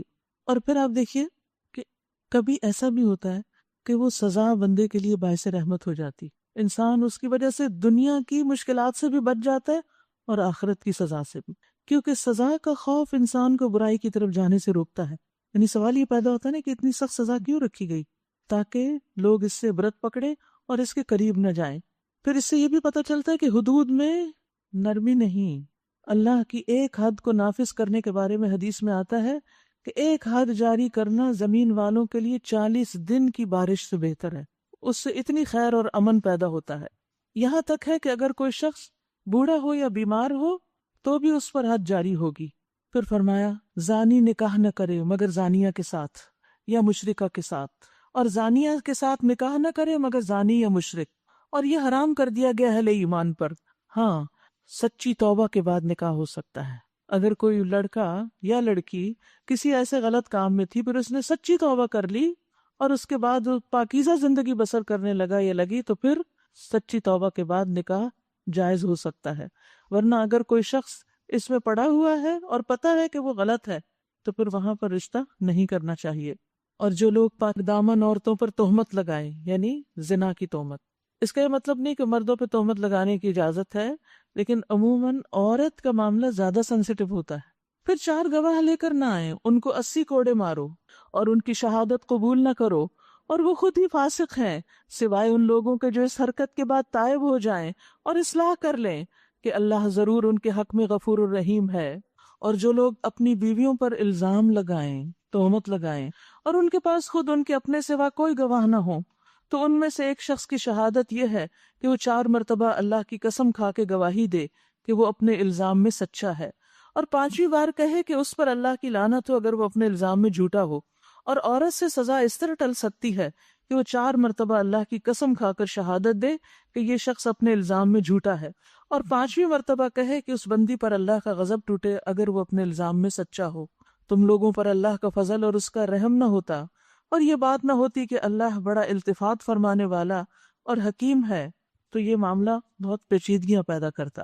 یاد رکھیے کہ یہاں تہمت لگانے کی سزا بتائی گئی ہے، اور یہ بہت بڑا جرم ہے، کیونکہ کسی انسان کی عزت اسی طرح حرام ہے جیسے اس کا خون حرام ہے۔ تو جو لوگ یہ بہتان گھڑ لائے ہیں وہ تمہارے ہی اندر کا ایک ٹولہ ہے۔ اس واقعے کو اپنے حق میں شر نہ سمجھو، بل ہوا خیر لکم، بلکہ یہ بھی تمہارے لیے خیر ہی ہے۔ جس نے اس میں جتنا حصہ لیا اس نے اتنا ہی گناہ سمیٹا، اور جس شخص نے اس کی ذمہ داری کا بڑا حصہ اپنے سر لیا اس کے لیے تو عذاب عظیم ہے۔ جب تم لوگوں نے اس کو سنا تھا اسی وقت کیوں نہ مومن مردوں اور مومن عورتوں نے اپنے آپ سے نیک گمان کیا، اور کیوں نہ کہہ دیا کہ یہ صریح بہتان ہے۔ وہ لوگ اپنے اس الزام کے ثبوت میں 4 گواہ کیوں نہ لائے؟ اب کہ وہ گواہ نہیں لائے، اللہ کے نزدیک وہی جھوٹے ہیں۔ اگر تم لوگوں پر دنیا اور آخرت میں اللہ کا فضل اور رحم و کرم نہ ہوتا تو جن باتوں میں تم پڑ گئے تھے ان کی پاداش میں بڑا عذاب تمہیں آ لیتا۔ ذرا غور کرو اس وقت تم کیسی غلطی کر رہے تھے جبکہ تمہاری ایک زبان سے دوسری زبان اس جھوٹ کو لیے چلے جا رہی تھی۔ اشارہ ہے واقعہ عفق کی طرف، جب حضرت عائشہ رضی اللہ تعالی عنہا پر الزام لگایا گیا تھا جب وہ ایک غزوے سے واپسی پر پیچھے رہ گئی تھی اور اکیلی رہ گئی تھی، تو حضرت صفوان قافلے کے پیچھے دیکھتے دکھاتے آ رہے تھے اور وہ ان کو ساتھ لے آئے۔ بس ان کے ساتھ انہیں دیکھنا ہی تھا کہ منافقین نے حضرت عائشہ پر زنا کی تہمت لگا دی، تو اس کے دفاع میں اللہ تعالیٰ نے یہ آیات اتاری ہیں کہ تمہاری زبانیں جھوٹ لیے چلی جا رہی تھی اور تم اپنے منہ سے وہ کچھ کہہ رہے تھے جس کے بارے میں تمہیں کچھ علم نہ تھا، تم اسے ایک معمولی بات سمجھ رہے تھے، حالانکہ اللہ کے نزدیک یہ بہت بڑی تھی۔ وَتَحْسَبُونَهُ هَيِّنًا وَهُوَ عِندَ اللَّهِ عَظِيمٌ۔ تو یاد رکھیے گناہ کو ہلکا نہ سمجھے، گناہ کی بات کو بھی معمولی نہ سمجھے، کیونکہ اس سے گناہ میں یا گناہ کی سزا میں کمی نہیں ہوتی، بلکہ گناہ کئی گنا بڑھتا چلا جاتا ہے۔ کیونکہ ایک دفعہ انسان گناہ کرتا ہے کہتے ہیں سو واٹ، کوئی بات نہیں، سبھی کرتے ہیں، میں کوئی اکیلا تھوڑی ہوں یہ کرنے والا۔ اب اس سے کیا ہوتا ہے، اس کو پھر اور جرت ہو جاتی ہے، پھر اور کرتا ہے، پھر اس کو ہلکا سمجھ کے کرتا چلا جاتا ہے۔ تو گناہوں کو حقیر سمجھ کر ان کو کرنا نہیں چاہیے، بلکہ چھوٹا گناہ ہو یا بڑا، کرنے پر ندامت اور شرمندگی ہونی چاہیے، رونا آنا چاہیے۔ ابن سیرین کہتے ہیں اللہ کی قسم جو گناہ مجھ سے ہو گئے میں ان پہ نہیں روتا، بلکہ میں ان گناہوں پہ روتا ہوں جنہیں میں نے چھوٹا سمجھ کے کیا، حالانکہ وہ اللہ کے نزدیک بہت بڑے گناہ تھے۔ استغفر اللہ، یعنی ہم سمجھتے ہیں یہ تو چھوٹی سی بات ہے، حالانکہ اللہ کے نزدیک وہ کبیرہ گناہ ہوتی ہے۔ تو وہ اس ڈر سے رو رہے تھے۔ فرمایا کیوں نہ اسے سنتے ہی تم نے کہہ دیا کہ ہمیں ایسی بات زبان سے نکالنا زیب نہیں دیتا، یعنی جب کوئی تمہارے پاس آ کر کسی کے بارے میں بھی اس طرح کی بات کرے تو اس کو کیسے سمجھانا چاہیے کہ ہمیں ایسی بات کرنا زیب نہیں دیتا۔ سبحان اللہ، یہ تو ایک بہتان عظیم ہے۔ اللہ تم کو نصیحت کرتا ہے کہ آئندہ کبھی ایسی حرکت نہ کرنا اگر تم مومن ہو۔ یعنی مومن کی گفتگو ایسی نہیں ہوتی کہ وہ دوسروں کے اوپر الزام لگائے اور وہ لوگوں کے سکینڈلز کے بارے میں دلچسپی لے۔ اللہ تمہیں صاف صاف ہدایات دیتا ہے اور وہ علیم و حکیم ہے۔ جو لوگ چاہتے ہیں کہ ایمان لانے والوں کے گروہ میں فحش پھیلے، وہ دنیا اور آخرت میں دردناک سزا کے مستحق ہیں۔ اللہ جانتا ہے اور تم نہیں جانتے۔ یاد رکھیے اللہ تعالیٰ کو فحش کلامی پسند نہیں، وہ اس سے نفرت کرتے ہیں۔ مثلا فحش کلامی کیا ہوتا ہے؟ جیسے گالی دینا یا کسی کو کسی برے لقب سے یاد کرنا۔ اکرمہ کہتے ہیں کہ ابن عباس یا ان کے چچا زاد بھائی میں سے کسی نے دوسرے کے لیے کھانا تیار کیا تھا، تو ایک لونڈی لوگوں کے سامنے کام کر رہی تھی، تو لوگ آئے ہوئے تھے، تو ان لوگوں میں سے کسی نے اس عورت کو کہا او زانیہ ادھر آ۔ ابن عباس نے کہا چپ رہو، اگر تم پر دنیا میں حد نہ لگائی گئی تو آخرت میں ضرور لگے گی۔ تم کسی کو زانیہ کہہ کے پکار رہے ہو، یہ کوئی چھوٹی سی بات نہیں ہے، تو یہ فحش کلامی ہے۔ اسی طرح گالیاں جو ہیں آپ دیکھیں، یعنی میں اس وقت مثال کے طور پر آپ کو گالی کوئی دے کے بتا نہیں سکتی، لیکن ہم سوچیں اگر گالیوں کے میننگ پر غور کریں تو یہ سب گالیاں فحش کلامی ہے۔ تو دنیا میں اگر کوئی اس طرح کی بات، مثلا اگر کوئی کسی کو حرام زادہ بھی کہہ دیتا ہے، اس کا مطلب کیا ہے کہ اس کی ماں نے حرام کام کیا تو اس کی اولاد ہے، یہ حلال کی اولاد نہیں، حرام کی ہے، تو یہ بھی ایک فحش کلامی ہے۔ تو بعض لوگوں نے تقیہ کلام بنایا ہوتا ہے، چھوٹی چھوٹی بات پہ گالی دے رہے ہوتے ہیں، اپنے ہی بچوں کو دے رہے ہوتے ہیں، گویا اپنے آپ ہی کو گالی دے رہے ہیں، اپنی بیوی کو الزام دے رہے ہیں۔ تو بے شک اللہ فحش کلامی کرنے والوں کو اور بے حیائی کرنے والوں کو پسند نہیں کرتا۔ رسول اللہ صلی اللہ علیہ وسلم نے فرمایا بے شک اللہ بے حیائی پسند نہیں کرتا، بے حیا سے اور بے حیائی کی تلاش کرنے والے سے بغض رکھتا ہے، اور قیامت اس وقت تک قائم نہیں ہوگی جب تک ہر طرف فحش اور بتکلف فحش گوئی عام نہ ہو جائے۔ رسول اللہ صلی اللہ علیہ وسلم نے فرمایا بے حیائی اور بتکلف فحش گوئی کا اسلام سے کوئی تعلق نہیں، یعنی مسلمان ایسے کام نہیں کرتا، اور اسلام کے اعتبار سے سب سے عمدہ شخص وہ ہے جس کا اخلاق سب سے اچھا ہے، جو برائی کا فحش کلامی کا جواب بھلائی سے دینا جانتا ہو۔ اگر اللہ کا فضل اور اس کی رحمت تم پر نہ ہوتی اور یہ بات نہ ہوتی کہ اللہ بڑا شفیق اور رحیم ہے، تو یہ چیز جو ابھی تمہارے اندر پھیلائی گئی تھی اس کے بہت برے نتائج نکلتے، یعنی تم نے ایک معصوم عورت پر الزام لگایا، اس کا بہت بڑا نقصان ہوتا تھا۔ یاد رکھیے جب گھروں کے اندر اس طرح کا مسٹرسٹ ہو جائے، شوہر کو بیوی پہ یا بیوی کو شوہر، اور اس کے بعد جو باتیں پھر ہوتی ہیں اور جو الزام تراشیاں ہوتی ہیں، اس سے بچے بھی متاثر ہوتے ہیں، خاندان اور نسلیں متاثر ہو کر رہ جاتی ہیں۔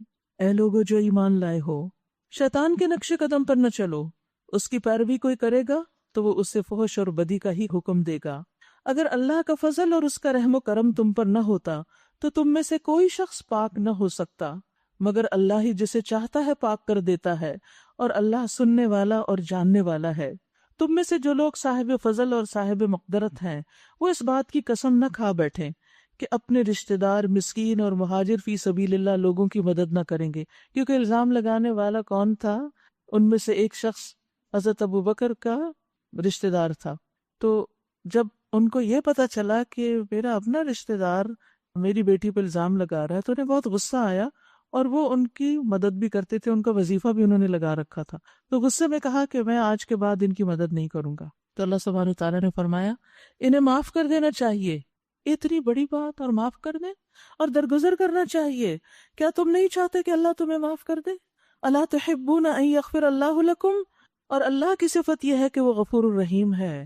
یاد رکھیے دوسروں کو معاف کرنا اللہ سے معافی پانے کا ذریعہ ہے. اگر ہم کسی کو معاف کریں گے تو اللہ ہم کو معاف کر دے گا. جیسا عمل ہوتا ہے نا اسی طرح کی جزا ہوتی ہے. جو درگزر کرتا ہے اللہ تعالیٰ اس سے بھی درگزر کرتا ہے. اور بردباری اللہ کو بڑی پسند ہے. تو بردبار کون ہوتا ہے؟ کہ جب کوئی اس پہ ظلم کر رہا ہو تو وہ اس کو برداشت کر جائے، اور جب اس کو قدرت حاصل ہو جائے کہ وہ انتقام لے سکتا ہے تو معاف کر دے. یاد رکھیے معاف کرنے والا سکون سے سوتا ہے، اس کا دل پرسکون ہوتا ہے. فضیل بن ایاس کہتے ہیں جب کوئی شخص تم سے کسی اور کی شکایت کرے، ہوتا ہے نا کہ لوگ آپ کو آ کے کہتے ہیں میں بھول نہیں سکتی فلاں نے جو میرے ساتھ کیا، میں نہیں بھول سکتی. کہتے ہیں آپ کبھی کہا؟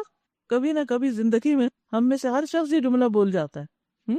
تو وہ کہتے ہیں کہ جب تم میں سے کوئی شخص کسی اور کی شکایت کرے تو اسے کہو اے میرے بھائی اسے معاف کر دو، کیونکہ معاف کرنا تقوی کے زیادہ قریب ہے. اقرب للتقوی.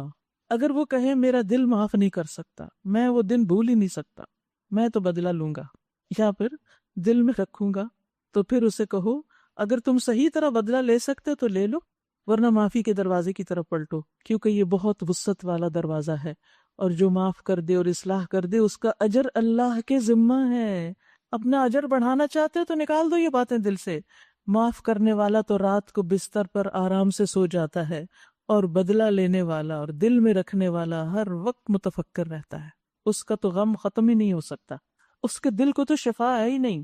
یاد رکھیے قرآن شفا ہے، لیکن جو لوگ قرآن سنے بھی اور اپنے لیے نہ سنے، دوسروں کے لیے سنے کہ یہ بات تو فلاں میں اور یہ تو فلاں میں اور یہ، ان کے دل کو شفا نہیں ہوتی. شفاء و رحمت للمؤمنین. ان باتوں کو اپنے اوپر لیں اور ان چیزوں کو دل سے نکال کے سکون میں آ جائیں، راحت میں آئیں، تاکہ زیادہ سے زیادہ نیکیاں کر سکیں، ورنہ اسی چکر میں رہیں گے اور آگے نہیں بڑھ سکیں گے. اور معاف کرنے والے کی عزت میں اضافہ ہوتا ہے. رسول اللہ صلی اللہ علیہ وسلم نے فرمایا درگزر کیا کرو اللہ تمہیں عزت دے گا. اور کہتے ہیں نا عزت سب کو پیاری ہوتی، تو اللہ تمہیں عزت دے گا. رسول اللہ صلی اللہ علیہ وسلم نے فرمایا صدقہ مال کو کم نہیں کرتا، معاف کرنے سے اللہ بندے کی عزت میں اضافہ کرتا ہے. جو اللہ کے لیے تواضع اختیار کرتا ہے چھوٹا بن جاتا ہے صرف اللہ کی خاطر، اللہ اس کو بلند کر دیتا ہے. لیکن ہم تو پھر اس وقت اکڑ جاتے ہیں کہ نہیں اس کے آگے تو میں نے نہیں جھکنا. رسول اللہ صلی اللہ علیہ وسلم نے فرمایا جو بندہ کسی کے ظلم کو معاف کر دے گا اللہ قیامت کے دن اس کی عزت بڑھائے گا. اور معاف کرنا کیا ہے کہ بس اس کا تذکرہ بھی نہ کرے اب کسی سے، ورنہ دائیں بائیں کسی سے بھی بات کی نا تو پھر سارے زخم بھرے ہو جائیں گے. پھر وہی چیزیں وہ گندگی ابل کے اوپر آ جائے گی، تمہیں بد اخلاق بنائے گی اور تمہیں آگے نہیں بڑھنے دے گی. معاملات درست نہیں ہوں گے، حالات ٹھیک نہیں ہوں گے، نیکیوں میں سبقت نہیں کر سکو گے، وہیں اٹکے رہو گے، اس دلدل میں پھنسے رہو گے. اس سے باہر نکلنا ضروری ہے، لیکن وہی نکل سکتا ہے جس کو اللہ کے وعدوں پر یقین ہو. حضرت عائشہ پہ الزام کوئی چھوٹا الزام تھا؟ بہت بڑی بات تھی. کسی عورت کے لیے سب سے بڑی تکلیف دہ بات یہ ہو سکتی کہ کوئی اس کے اوپر زنا کا الزام لگا دے. اور وہ عورت بھی کوئی عام نہیں تھی، وہ تو اللہ کے رسول کی بیوی تھی. اللہ نے پھر اپنے عرش سے ان کے لیے یہ آیات اتار کے ان کا دفاع کیا. اللہ نے دفاع کیا. جب معاملہ ہم اللہ کے سپرد کر دیتے اللہ ہمارا دفاع کرتا ہے، اللہ ہماری مدد کرتا ہے. صبر کرنے والوں کے ساتھ اللہ کی مدد ہوتی ہے، اور اگر نہیں کرتے تو پھر اللہ ہمارے حال پہ ہمیں چھوڑ دیتے. جاؤ رہو پریشان، دیکھو پھر کیا کرتے ہو، کیا کماتے ہو. جو لوگ پاک دامن بے خبر مومن عورتوں پر تہمتیں لگاتے ہیں ان پر دنیا اور آخرت میں لعنت کی گئی ہے، ان کے لیے بڑا عذاب ہے. اللہ اکبر. غافلات کون ہوتی ہیں؟ جو بے حیائی کے کاموں سے بے خبر ہوں، ان کے دل میں ایسا خیال بھی نہ آئے. اور حضرت عائشہ ایسی ہی خاتون تھی کہ ان کے دل میں تو ایسی برائی کا خیال بھی نہیں آ سکتا. جس کا شوہر پیغمبر ہو وقت کا اور سب سے بڑا انسان ہو، اس کو کسی اور مرد کی ضرورت ہو سکتی؟ سوال ہی پیدا نہیں ہوتا. عقل بھی نہیں مانتی کہ وہ کسی اور مرد کے بارے میں سوچے بھی جو اس سے اتنی زیادہ محبت کرنے والا ہو اور اتنی زیادہ کیئر کرنے والا. وہ اس دن کو بھول نہ جائیں جبکہ ان کی اپنی زبانیں، ان کے اپنے ہاتھ پاؤں ان کے کرتوتوں کی گواہی دیں گے. قیامت کے دن ہاتھ پاؤں بولیں گے. پیچھے ہم نے پڑھی نا تفصیل، زبانیں بند کر دی جائیں گی، ہاتھ بولنے لگیں گے. اچھا یہاں پر آپ دیکھیں زبان کی بات بھی ہے، ہاتھ کی بھی ہے، پاؤں کی بھی، کیونکہ اس طرح کی ایکٹیویٹیز میں جو شخص انوالو ہوتا ہے نا وہ زبان سے بھی بولتا ہے غلط بات اور پھر انگلیوں سے بھی اشارے کرتا ہے فلاں اور فلاں، ہاتھ بھی استعمال ہوتے ہیں، اور پاؤں کے ساتھ ان مجلسوں میں بھی جاتا ہے جہاں وہ جھوٹے الزام پہ باتیں کر سکے. یعنی پوری ایکٹیویٹی ہوتی ہے اس کو تو ایک سکینڈل ہاتھ آ جاتا ہے، ایک سٹوری مل جاتی ہے جس کو سنا سنا کے وہ خود بھی مزے لیتا ہے اور دوسروں کو بھی اپنا گرویدہ بناتا ہے. کیا گھٹیا شوق ہے یہ اگر کسی کا ہو. اس دن اللہ وہ بدلہ انہیں بھرپور دے دے گا جس کے وہ مستحق ہیں، اور انہیں معلوم ہو جائے گا کہ اللہ ہی حق ہے، سچ کو سچ کر دکھانے والا. خبیث عورتیں خبیث مردوں کے لیے اور خبیث مرد خبیث عورتوں کے لیے، یعنی اللہ کے رسول پاکیزہ ہیں اور ان کی بیوی بھی پاکیزہ ہے. پاکیزہ عورتیں پاکیزہ مردوں کے لیے، پاکیزہ مرد پاکیزہ عورتوں کے لیے. ان کا دامن پاک ہے ان باتوں سے جو بنانے والے بناتے ہیں، ان کے لیے مغفرت ہے اور رزق کریم ہے. اسی طرح خبیثات سے بری باتیں بھی، خبیث باتیں بھی لی گئی ہیں، یعنی خبیث لوگ ہی خبیث باتیں کرتے ہیں اور پاکیزہ لوگ پاکیزہ باتیں کرتے ہیں. یاد رکھیے آپ کی گفتگو آپ کی شخصیت کی آئینہ دار ہوتی ہے. آپ وہی ہیں جو آپ بولتے ہیں، کیونکہ جو آپ ہوتے ہیں نا وہ بولے بغیر آپ رہ نہیں سکتے، وہ آپ کے منہ سے کہیں نہ کہیں سے سلپ ہو ہی جاتا ہے، نکل ہی جاتا ہے، اور آپ کی اصلیت پھر سامنے آئی جاتی کہ آپ کتنے پانی میں ہیں اور اخلاق کے کس مرتبے پر فائز ہیں. آپ کی گفتگو کے انداز سے ہی پتہ چل جاتا ہے کہ آپ کتنے میچور ہیں، کتنے با اخلاق ہیں. یا ایھا الذین آمنوا لا تدخلوا بیوتا غیر بیوتکم حتی تستأنسوا وتسلموا علی اہلہا. اے لوگو جو ایمان لائے ہو، اپنے گھروں کے سوا دوسرے گھروں میں داخل نہ ہوا کرو جب تک کہ گھر والوں کی رضا نہ لے لو اور گھر والوں پہ سلام نہ بھیج لو. یہ طریقہ تمہارے لیے بہتر ہے.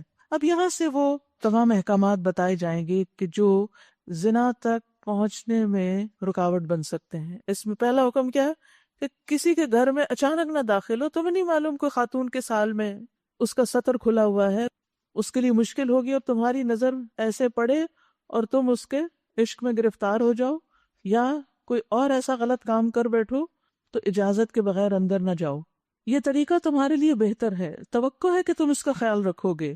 پھر اگر کسی کو وہاں نہ پاؤ تو داخل نہ ہو، یعنی کوئی جواب نہیں دے رہا تو بھی اندر نہیں جاؤ جب تک تمہیں اجازت نہ دے دی جائے. اور اگر تم سے کہا جائے کہ واپس چلے جاؤ تو واپس ہو جاؤ. یعنی بعض اوقات ایسا ہوتا ہے نا، خاتون خانہ گھر پہ ہوتی، ہسبینڈ نہیں ہے تو مت کسی مرد کو اندر بٹھائیں. کیوں خواہ آپ لوگوں کو دعوت دیتے ہیں کہ وہ شک کریں آپ پر. آپ کہہ سکتے ہیں کہ بھئی ابھی وہ گھر پہ نہیں ہے، آپ فی الحال چلے جائیں، تو اس میں کوئی حرج نہیں، یہ کوئی بد اخلاقی کی بات نہیں ہے. اگر تم سے کہا جائے واپس چلے جاؤ تو چلے جاؤ. یہ تمہارے لیے زیادہ پاکیزہ طریقہ ہے، اس میں کسی کو شک نہیں ہوگا تم پر، کوئی باتیں نہیں بنائے گا. ورنہ اکیلی عورت کے گھر میں اگر کوئی مرد آ رہا ہے جا رہا ہے تو سارے محلے والے شک میں پڑ جاتے ہیں کہ یہ نعوذ باللہ کوئی خراب ہی عورت ہوگی جو یہ کام کر رہی ہے ایسا. اور جو کچھ تم کرتے ہو اللہ اسے خوب جانتا ہے. البتہ تمہارے لیے اس میں کوئی مذائقہ نہیں کہ ایسے گھروں میں داخل ہو جاؤ جو کسی کی رہنے کی جگہ نہ ہو، جیسے اسکول، کالجز یا بینک وغیرہ، یا ایسے جگہ ادارے، اور جن میں تمہارے فائدے کی کوئی چیز ہو. تم جو کچھ ظاہر کرتے ہو اور جو کچھ چھپاتے ہو سب کی اللہ کو خبر ہے. قل للمؤمنین یغضوا من ابصارہم. اب ایک اور حکم ہے، اے نبی مومن مردوں سے کہیے کہ اپنی نظریں بچا کے رکھیں اور اپنی شرمگاہوں کی حفاظت کریں. یہاں نگاہوں کی حفاظت کی بات کی گئی. ذالک ازکیٰ لہم، یہ ان کے لیے زیادہ پاکیزہ طریقہ ہے. جو کچھ وہ کرتے ہیں اللہ اس سے باخبر ہے، کیونکہ آنکھ دل کی طرف ایک بہت بڑا دروازہ ہے. آنکھ جو کچھ دیکھتی ہے وہ دل میں چلا جاتا ہے، اور اگر انسان آنکھ کا استعمال غلط کرے تو بعض اوقات اپنے مقام اور مرتبے سے بھی گر جاتا ہے. تو انسان جب بھی کسی ایسی چیز کو دیکھے جس کو دیکھنا نہیں چاہیے تو اپنی نگاہوں کو پھیر لینا چاہیے. اور خاص طور پر جس چیز کو دیکھ کے فتنے میں پڑنے کا ڈر ہو تو اس کو نہیں دیکھنا چاہیے. اور یہ اگر انسان اللہ کے لیے کرتا ہے تو اللہ تعالیٰ اس کو اس کا بہترین اجر عطا کرتا ہے، کیونکہ جو شخص اللہ کی رضا کے لیے اللہ کی ناپسندیدہ چیز کو چھوڑ دیتا ہے اللہ اس کو اس سے بہتر عطا کرتا ہے. اور جو کوئی اپنی نظروں کو حرام میں پڑنے سے بچاتا ہے اللہ اس کے دل کو بصیرت عطا کرتا ہے، اس کی نگاہوں میں بصیرت آ جاتی ہے. اور جب انسان خواہش کے باوجود اپنی نگاہ اور شرمگاہ کو ان چیزوں سے محفوظ کر لیتا ہے تو پھر انسان بڑے گناہوں میں پڑنے سے بچ جاتا ہے. یعنی جو آنکھ کو بچا لے گا وہ پھر کبیرہ گناہ سے بھی بچ جائے گا. آنکھ کی خیانت اللہ کو پتہ چل جاتی ہے. کنکھیوں سے بھی کوئی شخص اگر کسی غلط چیز کو دیکھتا ہے تو یعلم خائنۃ الاعین وما تخفی الصدور، دلوں میں جو چھپا کے انسان رکھتا ہے وہ بھی اس کو پتہ ہے. اور آنکھ کا بھی زنا ہوتا ہے جب وہ ایسی چیز پہ جو حرام ہے دیکھنی اس کو دیکھ کے اٹریکشن محسوس کرتا ہے اور بار بار دیکھتا رہتا ہے. نبی صلی اللہ علیہ وسلم نے حضرت علی کو منع کیا تھا کہ نظر کے پیچھے نظر نہ لگاؤ، یعنی ایک دفعہ دیکھا ہے اور پھر اس میں کچھ اٹریکشن محسوس ہوئی، دوبارہ مت دیکھو، اپنی نگاہ پھیر لو. یعنی اچانک اگر کہیں نظر پڑ بھی گئی تو پھر اس کی طرف مت دیکھو. اس کا یہ مطلب نہیں کہ کسی چیز کو دیکھ نہیں سکتے، لیکن ہر شخص کے اپنے اندر ایک معیار ہے کہ کس چیز کو دیکھ کر اس کے دل میں کوئی خرابی آ رہی ہے. یہ ہر شخص اپنا ذمہ دار خود ہے. جس چیز کو دیکھ کر انسان کے دل کے اندر کوئی خرابی آنے لگے، اس کے اندر ایسی کشش محسوس ہو کہ اپنے حلال میں کشش باقی نہ نظر آئے، تو انسان اپنی نگاہ بچا لے. نبی صلی اللہ علیہ وسلم نے فرمایا مجھے اپنی طرف سے 6 چیزوں کی ضمانت دو، میں تمہیں جنت کی ضمانت دیتا ہوں. بات کرو تو سچ بولو، وعدہ کرو تو پورا کرو، امانتی بنائے جاؤ تو امانت کا حق ادا کرو، اپنی شرمگاہوں کی حفاظت کرو، نظریں جھکا کے رکھو، اور اپنے ہاتھ روک لو، یعنی ہاتھوں سے بھی غلط کام نہ ہو. اور اے نبی مومن عورتوں سے کہہ دیجئے کہ اپنی نظریں بچا کر رکھیں اور اپنی شرمگاہوں کی حفاظت کریں، اور اپنا بناؤ سنگھار نہ دکھائیں، اپنی زینت نہ دکھائیں، اپنی خوبصورتی نہ دکھائیں سوائے اس کے جو خود ظاہر ہو جائے، اور اپنے سینوں پر اپنی اوڑھنیوں کے آنچل ڈالے رکھیں، خصوصاً سینے کی حفاظت کا ذکر ہے. اور اپنا بناؤ سنگھار ظاہر نہ کریں، یعنی اپنی بیوٹی کو ظاہر نہ کریں مگر ان لوگوں کے سامنے، شوہر، باپ، شوہروں کے باپ، اپنے بیٹے، شوہروں کے بیٹے، بھائی، بھائیوں کے بیٹے، بہنوں کے بیٹے، اپنے میل جول کی عورتیں، یعنی سوشل سرکل جو عورتوں کا ہے، اپنے مملوک اور وہ زیر دست مرد جو کسی اور قسم کی غرض نہ رکھتے ہوں، وہ بچے جو عورتوں کی پوشیدہ باتوں سے ابھی واقف نہ ہوئے ہوں، وہ اپنے پاؤں زمین پر مارتی ہوئی نہ چلا کریں کہ اپنی جو زینت انہوں نے چھپا رکھی ہو اس کا علم لوگوں کو ہو جائے. یعنی ایسا کام نہ کریں کہ جس سے لوگ آپ کی طرف اٹریکٹ ہوں، ایسا لباس یا ایسے جوتے یا ایسی چال جس سے لوگ ایک عورت کو دیکھنے لگ جائیں، اس سے منع کیا گیا ہے. رسول اللہ صلی اللہ علیہ وسلم نے فرمایا تمہاری بدترین عورتیں وہ ہیں جو زینت کا اظہار کرتی ہیں اور تکبر سے چلتی ہیں، یعنی اپنے آپ کو بڑی چیز سمجھتی. یہ جو پاؤں مار کے چلنا یہ تکبر کی علامت ہوتی. قرآن مجید میں دوسری جگہ بھی آتا ہے کہ تم پہاڑوں کی بلندی کو نہیں پہنچ سکتے. فرمایا ایسی عورتیں منافق ہیں، ان میں سے کوئی بھی جنت میں داخل نہ ہوگی مگر سرخ چونچ اور سرخ پیر والے کوے کی طرح، یعنی بہت کم. پھر اسی طرح ایک اور حدیث میں عورتوں کے مائل کرنے اور مائل ہونے سے بھی بچنے کو کہا گیا. پھیلنے والی خوشبو لگا کر باہر نکلنے سے بھی منع کیا گیا، کیونکہ اس سے بھی ایک اٹریکشن پیدا ہوتی ہے. رسول اللہ صلی اللہ علیہ وسلم نے فرمایا جہنمیوں کی 2 قسمیں ہیں جو میں نے ابھی نہیں دیکھی. ان میں ایک تو وہ لوگ ہیں جن کے پاس بیل کے دموں جیسے کوڑے ہوں گے جن سے وہ لوگوں کو ماریں گے. دوسری قسم ان عورتوں کی ہے جو کپڑے پہن کر بھی ننگی ہوں گی، مائل ہونے والی، دوسروں کو مائل کرنے والی. ان کے سر بختی اونٹ کے کوہان کی طرح ہیں، یعنی خاص طور پر ہیئر سٹائل ایسا کہ بہت نمایاں جو دوسروں کو اپنی طرف متوجہ کرے. ایسی عورتیں جنت میں داخل نہ ہوں گی، نہ جنت کی خوشبو پائیں گی، حالانکہ جنت کی خوشبو لمبے فاصلے سے آتی ہے. یہ حدیث بخاری اور مسلم دونوں میں آئی ہے. یہ باتیں میں نے اپنی طرف سے آپ کو نہیں بتائیں، ایک حق ہے جو پہنچانا مقصود ہے. باقی ہم میں سے ہر ایک کا ذمہ اپنا ہے کہ ہم اللہ کے حکم کو کس طرح مانتے ہیں. وَتُوبُوا إِلَى اللَّهِ جَمِيعًا أَيُّهَا الْمُؤْمِنُونَ لَعَلَّكُمْ تُفْلِحُونَ. اے مومنو تم سب مل کر اللہ سے توبہ کرو، توقع ہے کہ فلاح پاؤ گے. یعنی انسان سارے اہتمام کرنے کے باوجود بھی اللہ سے توبہ کرتا رہے، دل ڈرتا رہے. تم میں سے جو لوگ اکیلے ہوں، تنہا ہوں، اور تمہارے لونڈی غلاموں میں سے جو نیک ہوں ان کے نکاح کر دو. یعنی بچوں کی شادی کی فکر کرو تاکہ وہ خرابیوں کی طرف نہ جائیں. اگر وہ غریب ہوں تو اللہ اپنے فضل سے ان کو غنی کر دے گا. بہت دفعہ اس لیے شادی نہیں کرتے کہ ابھی سیٹ نہیں ہے، اور اس کا مطلب کیا ہے؟ ابھی اپنا گھر نہیں، ابھی گاڑی اپنی نہیں، ابھی عیش و عشرت کے سامان اپنے نہیں، اس لیے شادی نہیں کرے. جب سب کچھ ہوگا، ایک افسانوی آئیڈیل لائف ہوگی تو پھر ہم شادی کریں. نہیں، اگر تم اب سروائیو کر سکتے ہو ایک مناسب حد تک اور یہ سارے سامان نہیں بھی، تو شادی کر لو تاکہ حرام سے بچ سکو، ایمان مکمل کر سکو. اللہ غنی کر دے گا. اور آپ نے دیکھا ہوگا کتنی ہی مثالیں ایسی ہیں کہ شادی کے وقت ایک کپل ہینڈ ٹو ماؤتھ ہوتا ہے اور بعد میں اللہ تعالیٰ کہاں سے کہاں پہنچا دیتا ہے. اللہ بڑی وسعت والا اور علیم ہے. اور جو نکاح کا موقع نہ پائیں انہیں چاہیے کہ عفت مآبی اختیار کریں. یعنی اگر رشتہ نہیں آ رہا، کوئی شادی نہیں ہو رہی، تو یہ مت کہیں کہ کوئی حلال کا راستہ نہیں تو اس لیے اب حرام راستے ہمارے لیے جائز ہو گئے. نہیں، پاک دامنی اختیار کریں یہاں تک کہ اللہ اپنے فضل سے ان کو غنی کر دے. اور تمہارے مملوکوں میں سے جو مکاتبت کی درخواست کریں ان سے مکاتبت کر لو اگر تمہیں معلوم ہو کہ ان کے اندر بھلائی ہے، اور ان کو اس مال میں سے دو جو اللہ نے تمہیں دیا ہے. اس دور میں غلام جو تھے وہ اپنی آزادی خریدا بھی کرتے تھے تو اس کی طرف توجہ دلائی جا رہی ہے. اور اپنی الونیوں کو اپنے دنیاوی فائدوں کی خاطر کوہبہ گری پر، پراسٹیٹیوشن پر مجبور نہ کرو.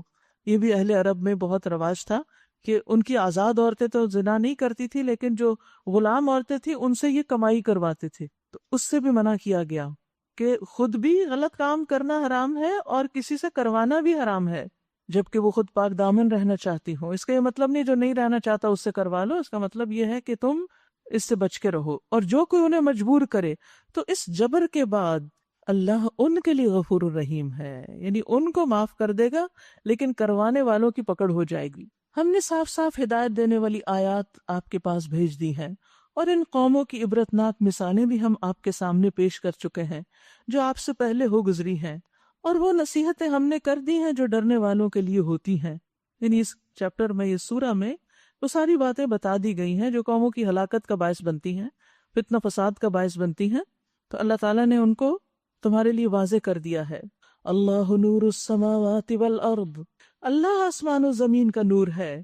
اس کے نور کی مثال ایسی ہے جیسے تاک میں چراغ رکھا ہو، چراغ ایک فانوس میں ہو، فانوس کا حال یہ ہو جیسے موتی کی طرح چمکتا ہوا تارا، اور وہ چراغ زیتون کے ایک ایسے مبارک درخت کے تیل سے روشن کیا جاتا ہو جو نہ شرقی ہو نہ غربی، جس کا تیل آپ ہی آپ بھڑکا پڑتا ہو چاہے آگ اس کو نہ لگے. یعنی اس تیل کے اندر اتنی چمک ہے کہ وہ نگاہوں کو خیرہ کرے. نور پر نور، نور علی نور، روشنی پر روشنی. اللہ اپنے نور کی طرف جس کی چاہتا ہے رہنمائی فرماتا ہے. وہ لوگوں کو مثالوں سے بات سمجھاتا ہے، وہ ہر چیز سے خوب واقف ہے.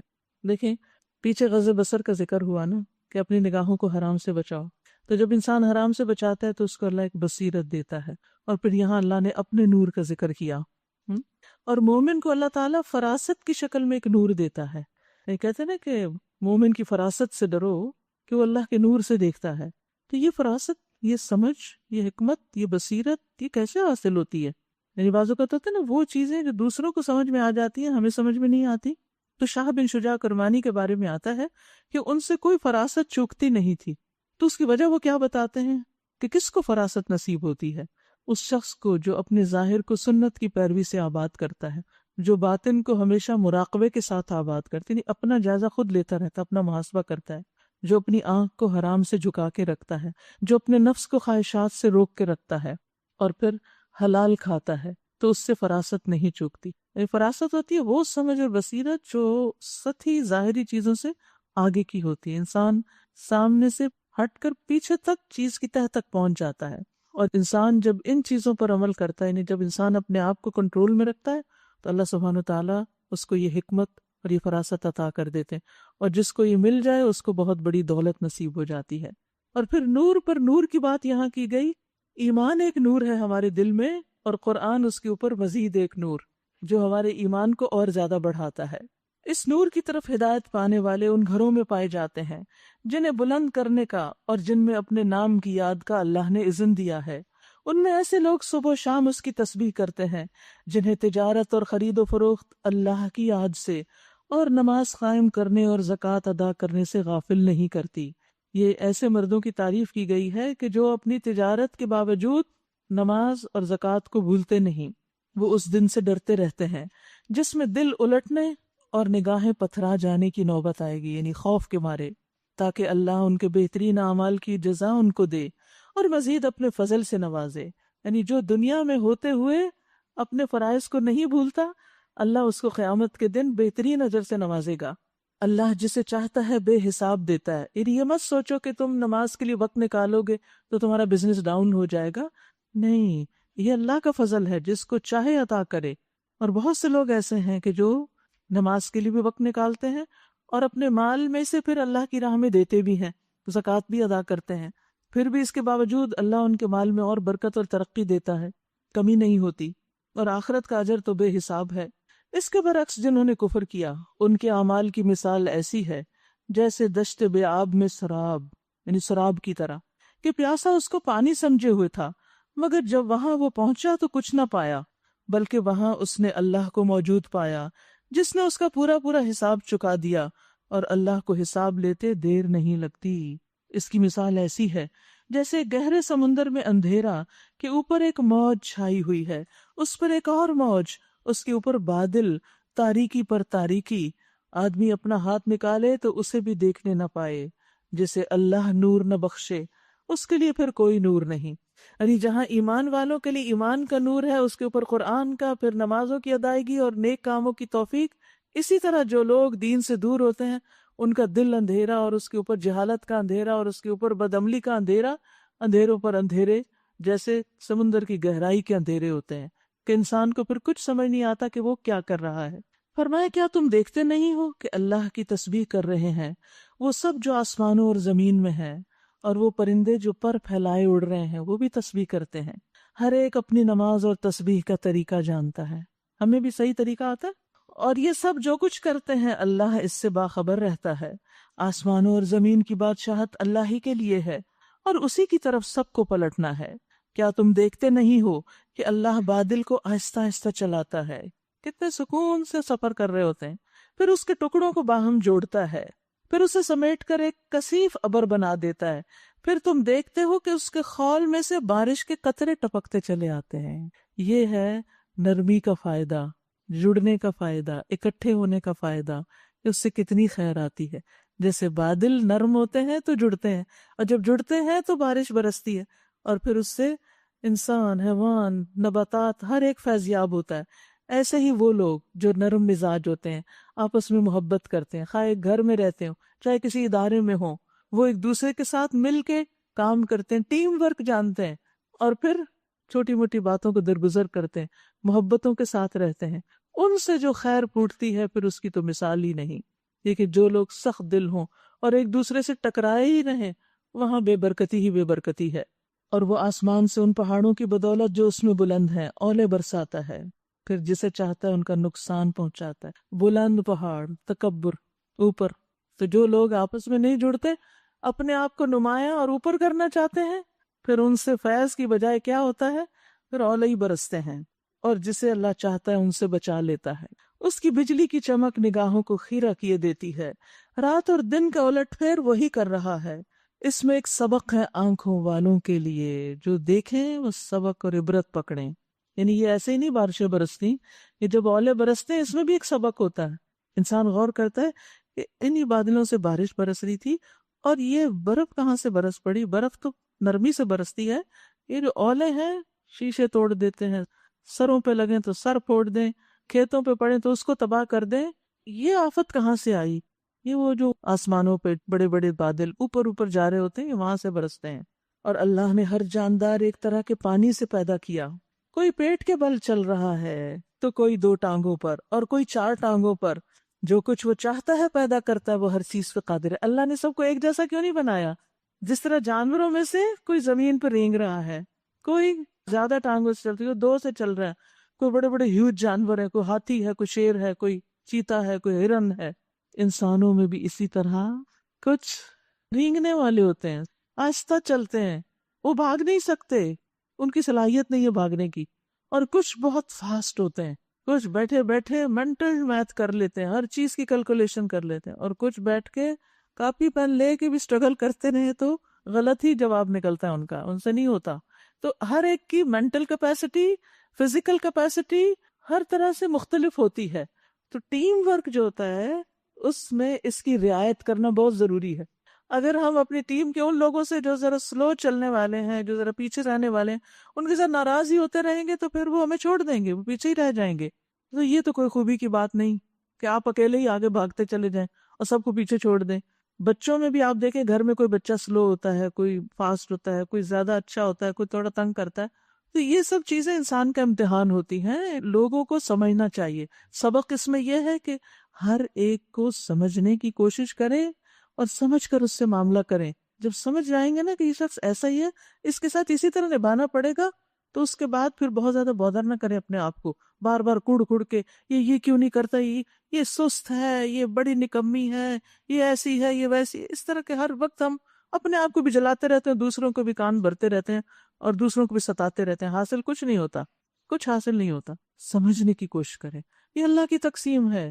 کوئی مزاج کا تیز ہے، کوئی جسمانی طور پہ تیز ہے، لوگوں کو جیسے وہ ہیں نا ایز از لیں، ہم نے صاف صاف حقیقت بتانے والی آیات نازل کر دی ہیں آگے صراط مستقیم کی طرف، تو اللہ ہی جسے چاہتا ہے ہدایت دیتا ہے۔ یہ لوگ کہتے ہیں ہم ایمان لائے اللہ اور رسول پر اور ہم نے اطاعت قبول کی، مگر اس کے بعد ان میں سے ایک گروہ اطاعت سے منہ موڑ جاتا ہے۔ ایسے لوگ ہرگز مومن نہیں ہیں، مومن نہیں۔ جی ہاں، جو اطاعت سے منہ موڑ جاتا ہے اس کا ایمان مشکوک ہو جاتا ہے پھر، کیونکہ شروع میں ہم نے پڑھا تھا نا، ایمان کیا ہے؟ ایمان قول میں بھی ہے، فعل میں بھی، دل میں اس کا قرار پکڑنا بھی۔ جب ان کو بلایا جاتا ہے اللہ اور رسول کی طرف تاکہ رسول ان کے آپس کے مقدمے کا فیصلہ کرے، تو ان میں سے ایک فریق کترا جاتا ہے، وہ آپ کے پاس ہی نہیں آتا۔ البتہ اگر حق ان کی موافقت میں ہو تو رسول کے پاس بڑے اطاعت گزار مطیع ہو کر آ جاتے ہیں۔ کیا ان کے دلوں کو منافقت کا روگ لگا ہوا ہے، یا یہ شک میں پڑے ہوئے ہیں، یا ان کو یہ خوف ہے کہ اللہ اور اس کا رسول ان پہ ظلم کرے گا؟ اصل بات یہ ہے کہ ظالم تو یہ لوگ خود ہیں۔ ایمان لانے والوں کا کام تو یہ ہے، مومن کون ہوتے ہیں کہ جب اللہ اور رسول کی طرف بلائے جائیں تاکہ رسول ان کے مقدمات کا فیصلہ کریں تو وہ کہیں کہ ہم نے سنا اور اطاعت کی۔ یعنی مومن کون ہوتے ہیں؟ اللہ اور اس کے رسول کی بات ماننے والے۔ ایسے ہی لوگ کامیاب ہونے والے ہیں، اور کامیاب وہی ہیں جو اللہ اور رسول کی فرما برداری کریں اور اللہ سے ڈریں اور اس کی نافرمانی سے بچیں۔ یہ منافق اللہ کے نام کی پکی قسمیں کھا کے کہتے ہیں آپ حکم دیں تو ہم گھروں سے نکل کھڑے ہوں۔ باتیں بہت کرتے ہیں، ان سے کہو قسمیں نہ کھاؤ، قسمیں کھا کے راضی کرنے کی کوشش نہ کرو۔ تمہاری اطاعت کا حال معلوم ہے، تمہارے کرتوتوں سے اللہ بے خبر نہیں۔ کہو اللہ کے مطیع بنو اور رسول کے فرما بردار بن کر رہو۔ قل اطیعوا اللہ و اطیعوا الرسول۔ لیکن اگر تم منہ پھیرتے ہو تو خوب سمجھ لو کہ رسول پر جس فرض کا بار رکھا گیا اس کا ذمہ دار وہ ہے، اور تم پر جو فرض ڈالا گیا اس کے ذمہ دار تم ہو۔ اس کی اطاعت کرو گے تو ہدایت پاؤ گے۔ وَإِن تُطِيعُوهُ تَهْتَدُوا۔ ہدایت کا معیار کیا ہے؟ رسول اللہ کی بات ماننا صلی اللہ علیہ وسلم۔ کیونکہ بہت سے لوگ کیا کہتے ہیں یہ قرآن میں لکھا ہے۔ بھی قرآن کہاں سے آیا تھا؟ اللہ کی طرف سے کس پہ آیا تھا؟ رسول پر آیا تھا۔ رسول سے کس کے پاس گیا؟ صحابہ کے پاس اور تابعین۔ اسی ذریعے سے قرآن آیا، اور جنہوں نے قرآن ہم تک پہنچایا نا، انہوں نے ہی رسول صلی اللہ علیہ وسلم کی باتیں ہم تک پہنچائی ہیں۔ اس لیے کہنا کہ صرف قرآن کو مانتے اور حدیث کو نہیں، تو یہ تو پھر آپ کی اطاعت نہ ہوئی۔ ورنہ رسول کی ذمہ داری اس سے زیادہ کچھ نہیں کہ صاف صاف حکم پہنچا دے۔ اللہ نے وعدہ فرمایا تم میں سے ان لوگوں کے ساتھ جو ایمان لائیں اور نیک عمل کریں کہ وہ ان کو اسی طرح زمین میں خلیفہ بنائے گا جس طرح ان سے پہلے گزرے ہوئے لوگوں کو بنا چکا ہے۔ ان کے لیے ان کے اس دین کو مضبوط بنیادوں پر قائم کر دے گا جس سے اللہ تعالیٰ نے ان کے حق میں پسند کیا ہے، اور ان کی موجودہ حالت خوف کو امن سے بدل دے گا۔ بس وہ میری بندگی کریں اور میرے ساتھ کسی کو شریک نہ کریں، اور جو اس کے بعد کفر کرے تو ایسے ہی لوگ فاسق ہیں۔ نماز قائم کرو، زکوٰۃ دو اور رسول کی اطاعت کرو۔ امید ہے کہ تم پر رحم کیا جائے گا۔ جو لوگ کفر کر رہے ہیں ان کے متعلق اس غلط فہمی میں نہ رہو کہ وہ زمین میں اللہ کو عاجز کر دیں گے، یعنی اللہ کے نافرمان اللہ کو نہیں ہرا سکتے۔ ان کا ٹھکانہ دوزخ ہے اور وہ بڑا ہی برا ٹھکانہ ہے۔ اے لوگوں جو ایمان لائے ہو، لازم ہے کہ تمہارے مملوک اور تمہارے وہ بچے جو بھی عقل کی حد کو نہیں پہنچے، چھوٹے بچے، نابالغ بچے، 3 اوقات میں اجازت لے کر تمہارے پاس آیا کریں، صبح کی نماز سے پہلے اور دوپہر کو جب کہ تم کپڑے اتار کے رکھ دیتے ہو، یعنی قیلولہ کے وقت انسان شارٹ ڈریس پہن لیتا ہے، اور عشاء کی نماز کے بعد جب سونے کا وقت ہو جاتا ہے۔ یہ 3 وقت تمہارے لیے پردے کے وقت ہیں۔ چھوٹے بچوں کو بھی اپنے سطر مت دکھاؤ۔ ان کے بعد وہ بلا اجازت آئیں تو تم پر نہ کوئی گناہ ہے نہ ان پر۔ تمہیں ایک دوسرے کے پاس بار بار آنا ہی ہوتا ہے، یعنی کام کاج ہوتا ہے، لوگ ایک گھر میں رہتے ہوئے ایک دوسرے کے کمرے میں آتے ہیں، لیکن پرائیویسی کے اوقات میں مت جاؤ۔ اچھا، یہاں تو غلاموں اور بچوں کی بات ہوئی نا، اس کا یہ مطلب نہیں ماں باپ آ جا سکتے ہیں۔ بعض اوقات نئے کپل کی شادی ہوتی ہے اور ان کو کوئی پرائیویسی نہیں دیتے، ہم کوئی آپس میں بیٹھنے اور بات کرنے کا موقع ہی نہیں دیتے، نہ دن کو نہ رات کو، اور ہر وقت انٹرفیرنس۔ یہ بھی ظلم کی ایک شکل ہے۔ اس طرح اللہ تمہارے لیے اپنے ارشادات کی وضاحت کرتا ہے، اور وہ علیم و حکیم ہے۔ اور جب تمہارے بچے عقل کی حد کو پہنچ جائیں تو چاہیے کہ اسی طرح اجازت لے کر آیا کریں جس طرح ان کے بڑے اجازت لیتے رہے۔ اس طرح اللہ اپنی آیات تمہارے سامنے کھولتا ہے، اور وہ علیم و حکیم ہے۔ اور جو عورتیں جوانی سے گزری بیٹھی ہوں، نکاح کی امیدوار نہ ہوں، وہ اگر اپنی چادریں اتار کر رکھ دیں تو ان پر کوئی حرج نہیں، بشرطے کہ زینت کی نمائش کرنے والی نہ ہوں، تاہم وہ بھی حیاداری ہی برتے تو ان کے حق میں اچھا ہے، اور اللہ سب کچھ سنتا اور جانتا ہے۔ یہاں پر آپ دیکھیے یدانا ثیابہن ہے، یعنی یہاں ثوب کا لفظ ہے جو اوپر والا لباس ہے، یہ نہیں کہ کپڑے اتار کے رکھ دیں، اس کا مطلب یہ ہے کہ وہ جو بھاری لباس اوپر سے پہن کے وہ اپنے حیا کے تقاضوں کو پورا کرتی تھی، اب ظاہر ہے کوئی اتنی بوڑھی ہو چکی ہے، ان کے اندر کوئی اٹریکشن ہی نہیں رہی، تو اس لیے ان پر سے پردے کے احکامات میں نرمی کر دی گئی۔ کوئی حرج نہیں اگر کوئی اندھا یا لنگڑا یا مریض کسی کے گھر سے کھا لے، اور نہ تمہارے اوپر اس میں کوئی مذائقہ ہے کہ اپنے گھروں سے کھاؤ یا اپنے باپ دادا کے گھروں سے یا اپنی ماں نانی کے گھروں سے یا اپنے بھائیوں کے گھروں سے یا اپنی بہنوں کے گھروں سے۔ یا آپ دیکھیے ہمارے کلچر میں کس گھر سے کھانا پسندیدہ اور کس سے نہیں، یہاں بتایا گیا کہ کوئی حرج نہیں کہ اپنے بہنوں کے گھر سے بھی کھا لو، یا اپنے چچاؤں کے گھر سے یا اپنی پھپھیوں کے گھر سے یا اپنے ماموں کے گھر سے یا اپنی خالاؤں کے گھر سے، سب کو الگ الگ ذکر کیا گیا۔ یا ان گھروں سے جن کی کنجیاں تمہاری سپردگی میں ہو، جو اپنی چابیاں تمہیں دے کر جائیں، یا اپنے دوستوں کے گھروں سے، سارے رشتہ داروں کا ذکر کر کے دوستوں کو بھی ساتھ ملا لیا۔ اس میں کوئی حرج نہیں کہ تم لوگ مل کے کھاؤ یا الگ الگ، البتہ جب گھروں میں داخل ہوا کرو تو اپنے لوگوں کو سلام کیا کرو۔ دعائے خیر اللہ کی طرف سے مقرر فرمائی ہوئی، تحیۃ من عند اللہ، یہ سلام کا حکم کہاں سے ہے؟ اللہ کی طرف سے، مبارکتاً برکت والا ہے، خوب خوب سلام کیا کرو، گھر والے بھی ایک دوسرے کو سلام کیا کریں، بڑی بابرکت اور پاکیزہ چیز۔ اس طرح اللہ تمہارے سامنے آیات بیان کرتا ہے، توقع ہے کہ تم سمجھ بوجھ سے کام لوگے، یعنی ان احکامات کو مانو گے۔ تو یاد رکھیے کہ اپنے رشتہ داروں کے گھر سے کھانا، دوستوں کے گھر سے کھانا، اس سے کوئی حرج نہیں، لیکن اگر آپ کو یہ پتا ہو کہ وہ بخل کر رہے ہیں، ان کو پسند نہیں کہ آپ کھائیں، تو پھر آپ احتیاط برتیں، ٹھیک ہے؟ یعنی ویسے اجازت ہے، لیکن جہاں کوئی شخص کھلا کے خوش نہ ہو وہاں انسان زبردستی نہ کرے۔ فراخ دلی کا مظاہرہ صحابہ کے اندر کیسا تھا؟ محمد بن زیاد کہتے ہیں کہ میں نے صحابہ کا زمانہ پایا، لوگ ایک ہی جگہ پر اپنے اہل و عیال کے ساتھ زندگی بسر کرتے تھے، اکٹھے رہتے تھے، کبھی کبھی کسی کے پاس مہمان آ جاتے اور ان میں سے کسی ایک کی ہنڈیاں چولہے پہ ہوتی، مہمان والا اس کو اپنے مہمان کے لیے لے جاتا اٹھا کے، کہ میرے گھر مہمان آ گیا، اٹھا کے لے آتے۔ مالک اپنی ہنڈیاں گم پاتا کہ بھی کھانا رکھا تو وہ کہاں گیا، میری ہنڈیاں کون لے گیا؟ مہمان والا کہتا ہم اپنے مہمان کے لیے لے گئے، تو ہنڈیا والا کہتا بارک اللہ لکم فیہا، اللہ تمہارے لیے اس میں برکت دے، یہ اسی طرح کی کوئی اور دعا دیتا۔ بقیہ کہتے ہیں کہ محمد نے کہا جب روٹیاں پکاتے تو ان کی بھی یہی صورتحال ہوتی، ان کے درمیان صرف کانے کی دیواریں ہوتی تھی، یعنی گھروں کے بیچ میں جو پارٹیشنز ہوتی تھی بہت پکی پکی ہیوج والز نہیں ہوتی تھی۔ تو وہ کہتے ہیں کہ ہم نے یہ زمانہ دیکھا ہے کہ جب لوگ اس طرح رہتے تھے، اور آپ دیکھیں کہ ہمارے یہاں اب بھی بہت سی جگہوں پر جب محلے داری ہوتی قریب قریب کے گھروں میں، اور کوئی دروازے دن میں بند نہیں ہوتے، اس ہلکے پھلکے پردے لٹکے ہوتے ہیں، لوگ آتے ہیں جاتے ہیں، سلام کرتے ہیں، اندر چلے جاتے ہیں، تھوڑا اجازت لیتے ہیں، اور پھر اگر گھر والا نہیں ہے اور اجازت ہے تو کوئی ضرورت کی چیز لے آتے ہیں اور پھر بتا بھی دیتے ہیں، اور اس کو چوری تصور نہیں کیا جاتا۔ یہاں آپ نے غور کیا سارے رشتوں کا ذکر ہے، بیٹوں کا ذکر کوئی نہیں۔ وہ کیوں؟ اس لیے کہ بیٹوں کے گھر آپ کے اپنے گھر ہیں، ٹھیک ہے، کیونکہ اولاد کا مال والدین کا مال ہوتا ہے۔ ابن عمر کہتے ہیں کہ ایک آدمی نے اپنے باپ کے خلاف نبی صلی اللہ علیہ وسلم کو شکایت کی اور کہا اس نے میرا مال لے لیا، یعنی باپ نے میرا مال لے لیا۔ تو آپ نے فرمایا تمہیں نہیں پتا کہ تو اور تیرا مال دونوں ہی تیرے باپ کی کمائی ہے؟ تو اولاد کی کمائی میں ماں باپ کا حق ہوتا ہے۔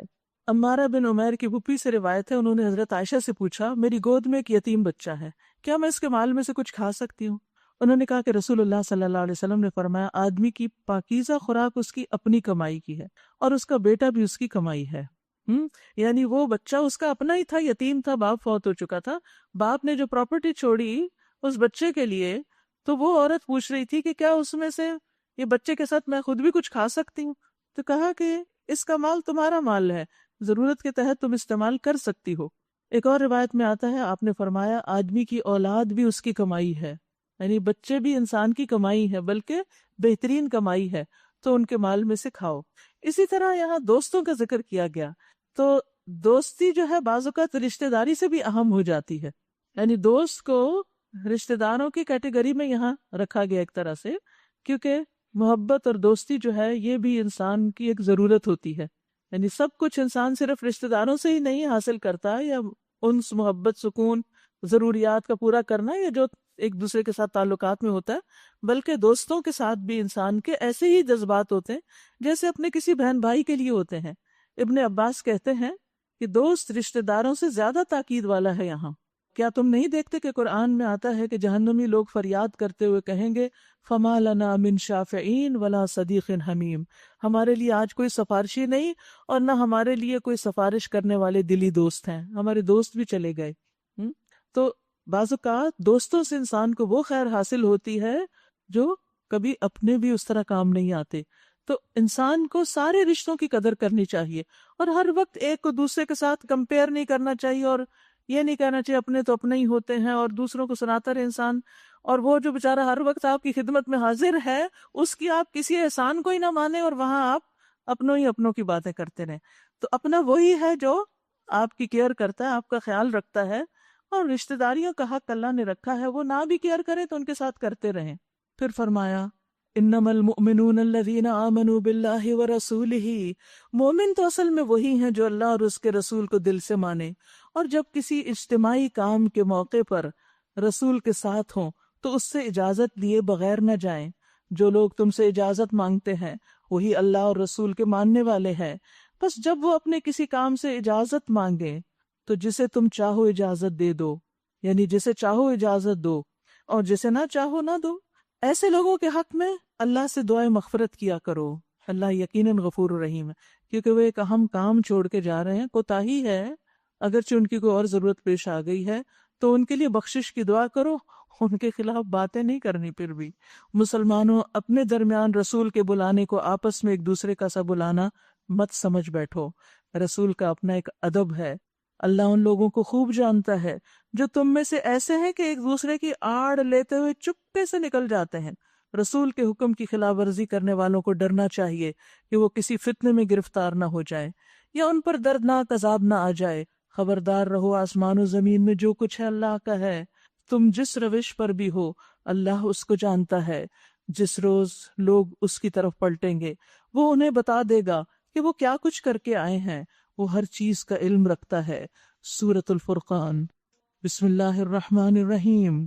تبارک الذی نزل الفرقان علی عبدہ، نہایت بابرکت ہے وہ جس نے فرقان اپنے بندے پہ نازل کیا۔ فرقان کیا ہے؟ یہ قرآن کیوں نازل ہوا ہے؟ لیکون للعالمین نذیرا، تاکہ سارے جہان والوں کے لیے ڈرانے والا ہو، خبردار کرنے والا۔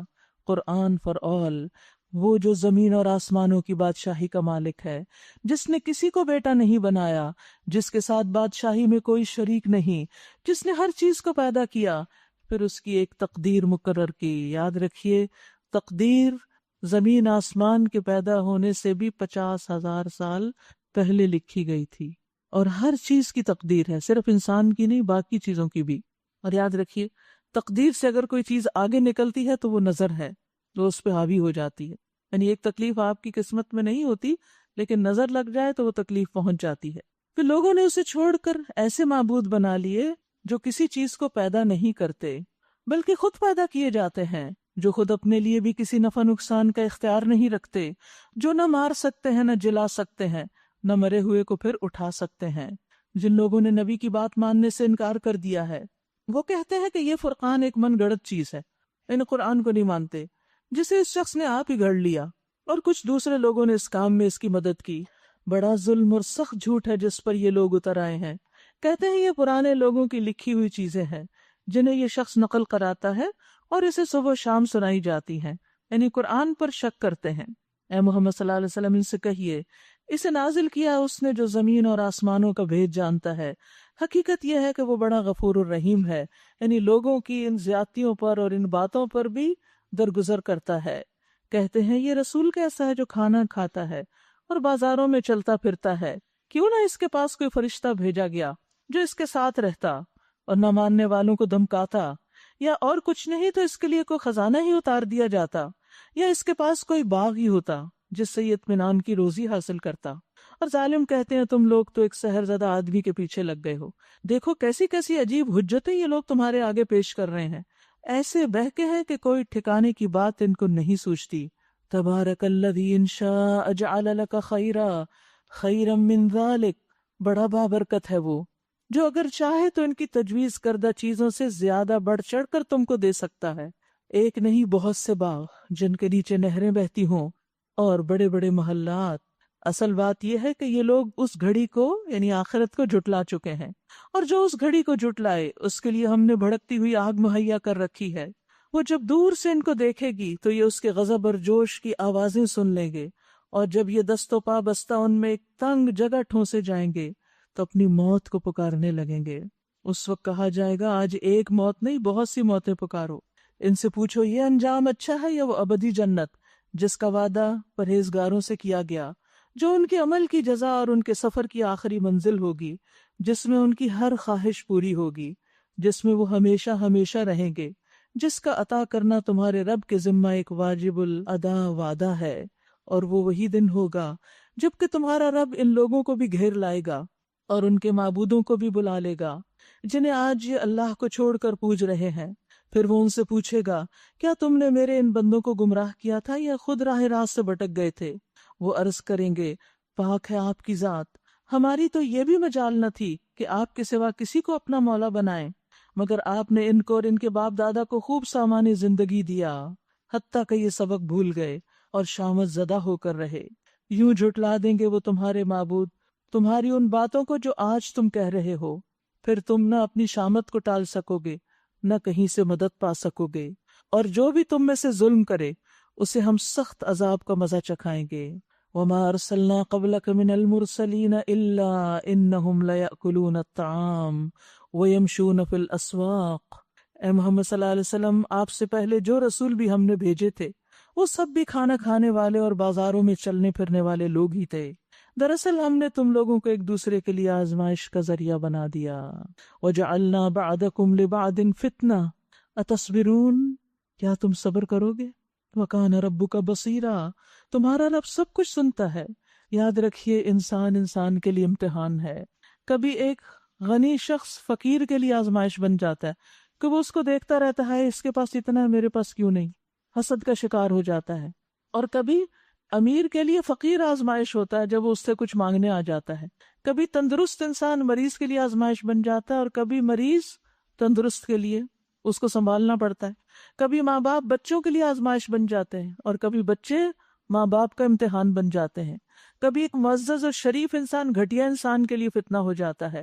ابن عباس کہتے ہیں یعنی میں نے تم میں سے بعض کو بعض کے لیے آزمائش بنایا تاکہ تم ان سے جو تکلیف دہ باتیں سنتے ہو ان پہ صبر کرو، اور اس کے علاوہ بھی لوگ جہاں مل جل کے رہتے ہیں ایک دوسرے کے لیے امتحان بنے رہتے ہیں۔ تو اللہ تعالیٰ سے دعا ہے کہ اللہ ہمیں کسی کے لیے آزمائش نہ بنائے اور ہمیں اپنی اطاعت پر جمائے رکھے۔